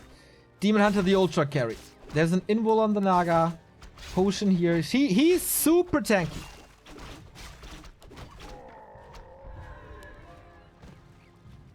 Can he steal something? Protection scroll on archers. Okay. Will DC with Merc support.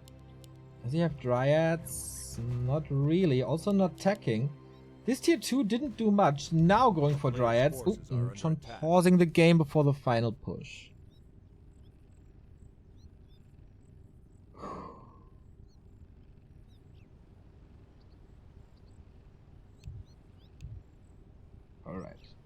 Is it the final push?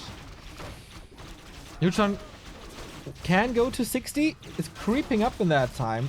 This level 2 life drain is starting to become powerful.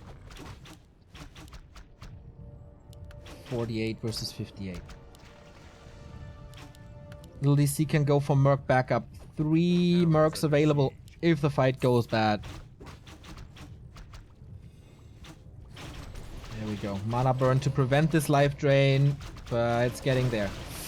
Lightning doesn't do too much against the archers, but against the berserker it does. Stabs him out. The demon hunter. The life drain is actually the only real thing that does a lot against him. But look at this army of the dead. Little DC is plummeting in supply. Where is the hope? It's going down. 6 feet under. Hero focus doesn't do that much anymore. Demon hunter in the middle of everything. Has to go for the potion. Staff is not on the Naga. Staff is on cooldown as well. Walks out. The evasion. Or the block of Neutron. A glorious move for most likely the title. Naga levels up to 3. Does he have a Fort Lightning? No, but slow. Blocks himself a little. The Russian is moving forward. Has the Expo established. This push prevented. It's still 59 supply. There is only desperation left for the Soviet war elites.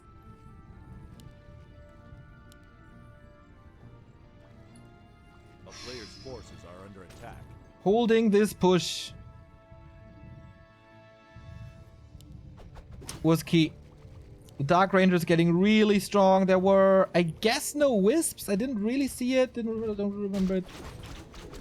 But a bunch of skeletons.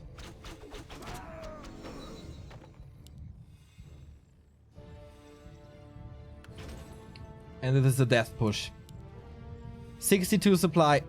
Heal scroll. Everything in the hands of little DC. But he's shaky.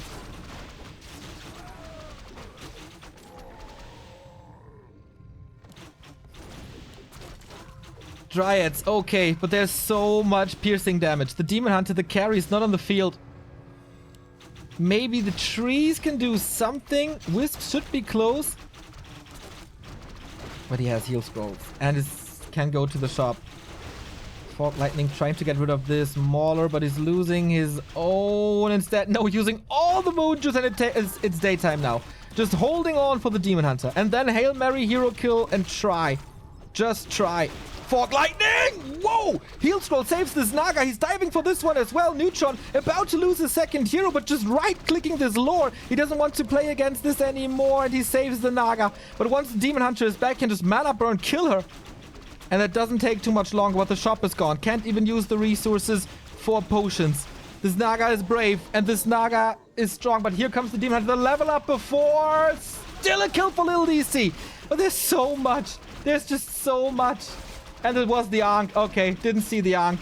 Naga's back. Demon Hunter, a complete dieback. This happened. Oh, yeah. This happened to Starshape before. GG. 2-0. 3 points. The champions of W3IL Season 1 for eternity is Oceanus.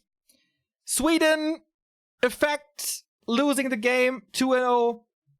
Starshaped, throwing the game on Last Refuge, and now Lil DC giving another 2-0 to Neutron.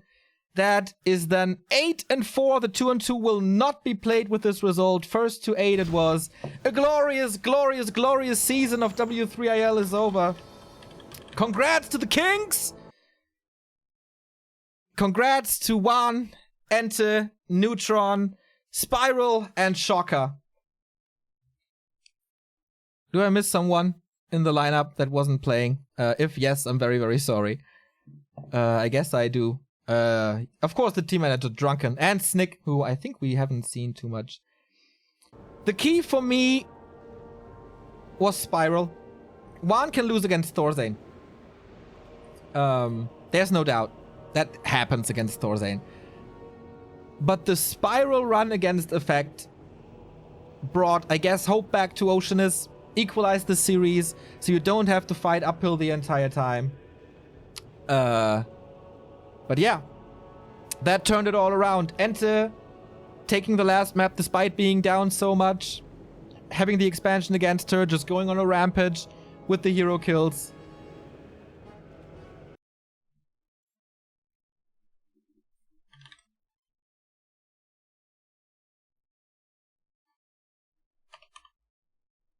So let's see if we can get one on the line. Bock offen Talk. Let's try to get one on the line right here.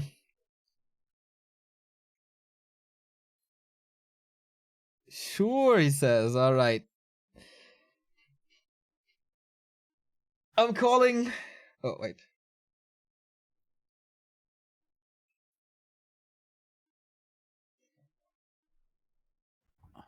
I'm calling one of the champions of the first W3IL season ever, Mr. Wan. Tell me, how the fuck did this clan war go for you? Where's Team Sweden now? Pretty big mouth of Team Sweden before. Indeed, you said in the pregame, we will show our performance on the maps or on the battlefield. You did just run through the clan war with us. Share your emotions with us. I don't even want to really share my emotions. It has been a really, really rough day, starting from the Kaldor's Cup to this cup now, or to this league where I have to face Thorzane like a third or fourth time. And the game actually didn't really start too well, or the entire best of 3, to be honest. But everything afterwards, like Spyro did a huge job actually against Effect. Enter was trolling us the entire time in the third game, and he told us he lost. And then he suddenly killed both heroes, and I was like, what the fuck am I watching here? It was really a roller coaster of emotions right now. For the guys who don't know, we stream with a 3-minute delay, so it's a really cool move of Enter to not tell you guys. He said he lost 1-2, and we were like, damn it, man, it will be actually closer than we thought. Because Enter lost many fiends in his base, the game actually, because of the 3-minute delay, right? Yeah. So, it looked really rough at one point, but then the glorious Coil Nova of Undeads. Yeah. Oh, man. No, he's playing for MTW. Yeah. It must be pretty sad, but I guess you get one of the best replacements for Enter. That's probably equal in skill, most likely, yeah. Oh man, I actually have no idea what to ask you. This was such a great clan war once again. So awesome to see the team spirit of you guys and all the other clans pretty much. Little sad for Team Sweden, of course, but you guys deserve it so much. I can't wait for the next season. Any me neither. Words for your team that supported you on Twitter and in chat? Yeah, sure. First of all, thanks for Oceanus for picking us up, and it has been a pleasure so far, and I hope it will last longer, obviously. Also, thanks to my long-time mate Enter. It has been his last clan war for today, quite unfortunately.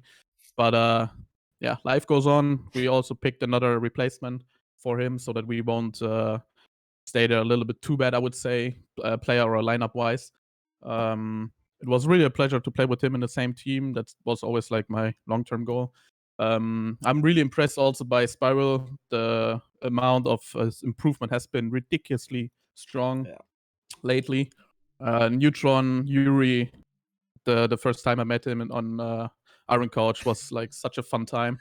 And I just can't wait to meet these people once again. And the entire season has been really, really awesome. And the league as well has been quite interesting so far, even though I have to say, just like I did in the pre-interview, we actually delivered many storms and not too many close games. And the finals, I would say, weren't too close as well. But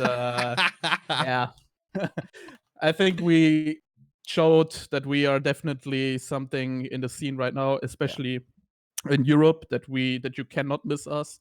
All of us, and I can't wait for season number 2. And I hope to see you guys in more successful in the one-on-one competition as well. You're all putting in more time, I guess. We saw you at the Iron Couch. A couple of you guys will fly to Russia for the LAN event, if I'm not mistaken. Enter and me. Yeah, we will go there. I think Side as well.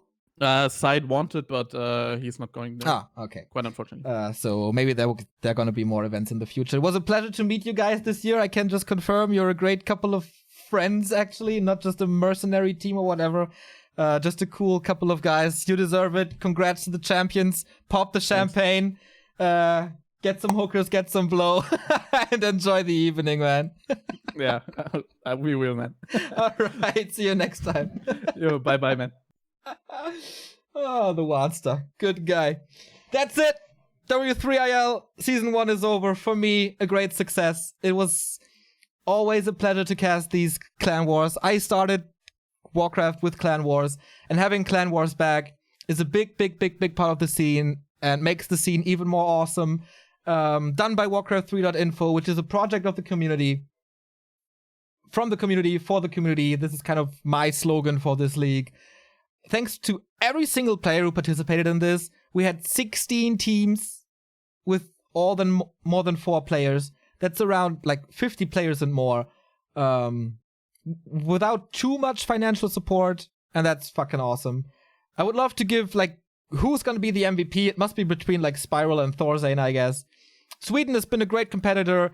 I hope MTW steps it up next time. UMAT is still in the race. Cascade is coming in. Maybe some new clans are coming in. I can't wait for Season 2. It's starting real soon. So if you enjoy Clan Wars as well, go to Matcherino. Support this awesome W3IL. Thanks to Duro and the team. Thanks for Ugri for co-creating it in the first place. And thanks to Warcraft3.info. That's it. All hail to the King's Oceanus. And I'm done. That was a 12-hour broadcast. A fucking awesome support from you guys. I'm super happy with the day. Thank you, Xenos Kurve, for the 7-month resub. That's it for the day. See you most likely on Tuesday. Tomorrow is a day off. Schedule for us will be updated on Warcraft on backtowarcraft.com. If you like us, then feel free to follow us on our socials. Throw us a little tip via PayPal, cryptocurrency, or credit card, or just use our ref link or buy some merch. I'm out. See you next week. And stay awesome as the Warcraft scene is. Bye-bye.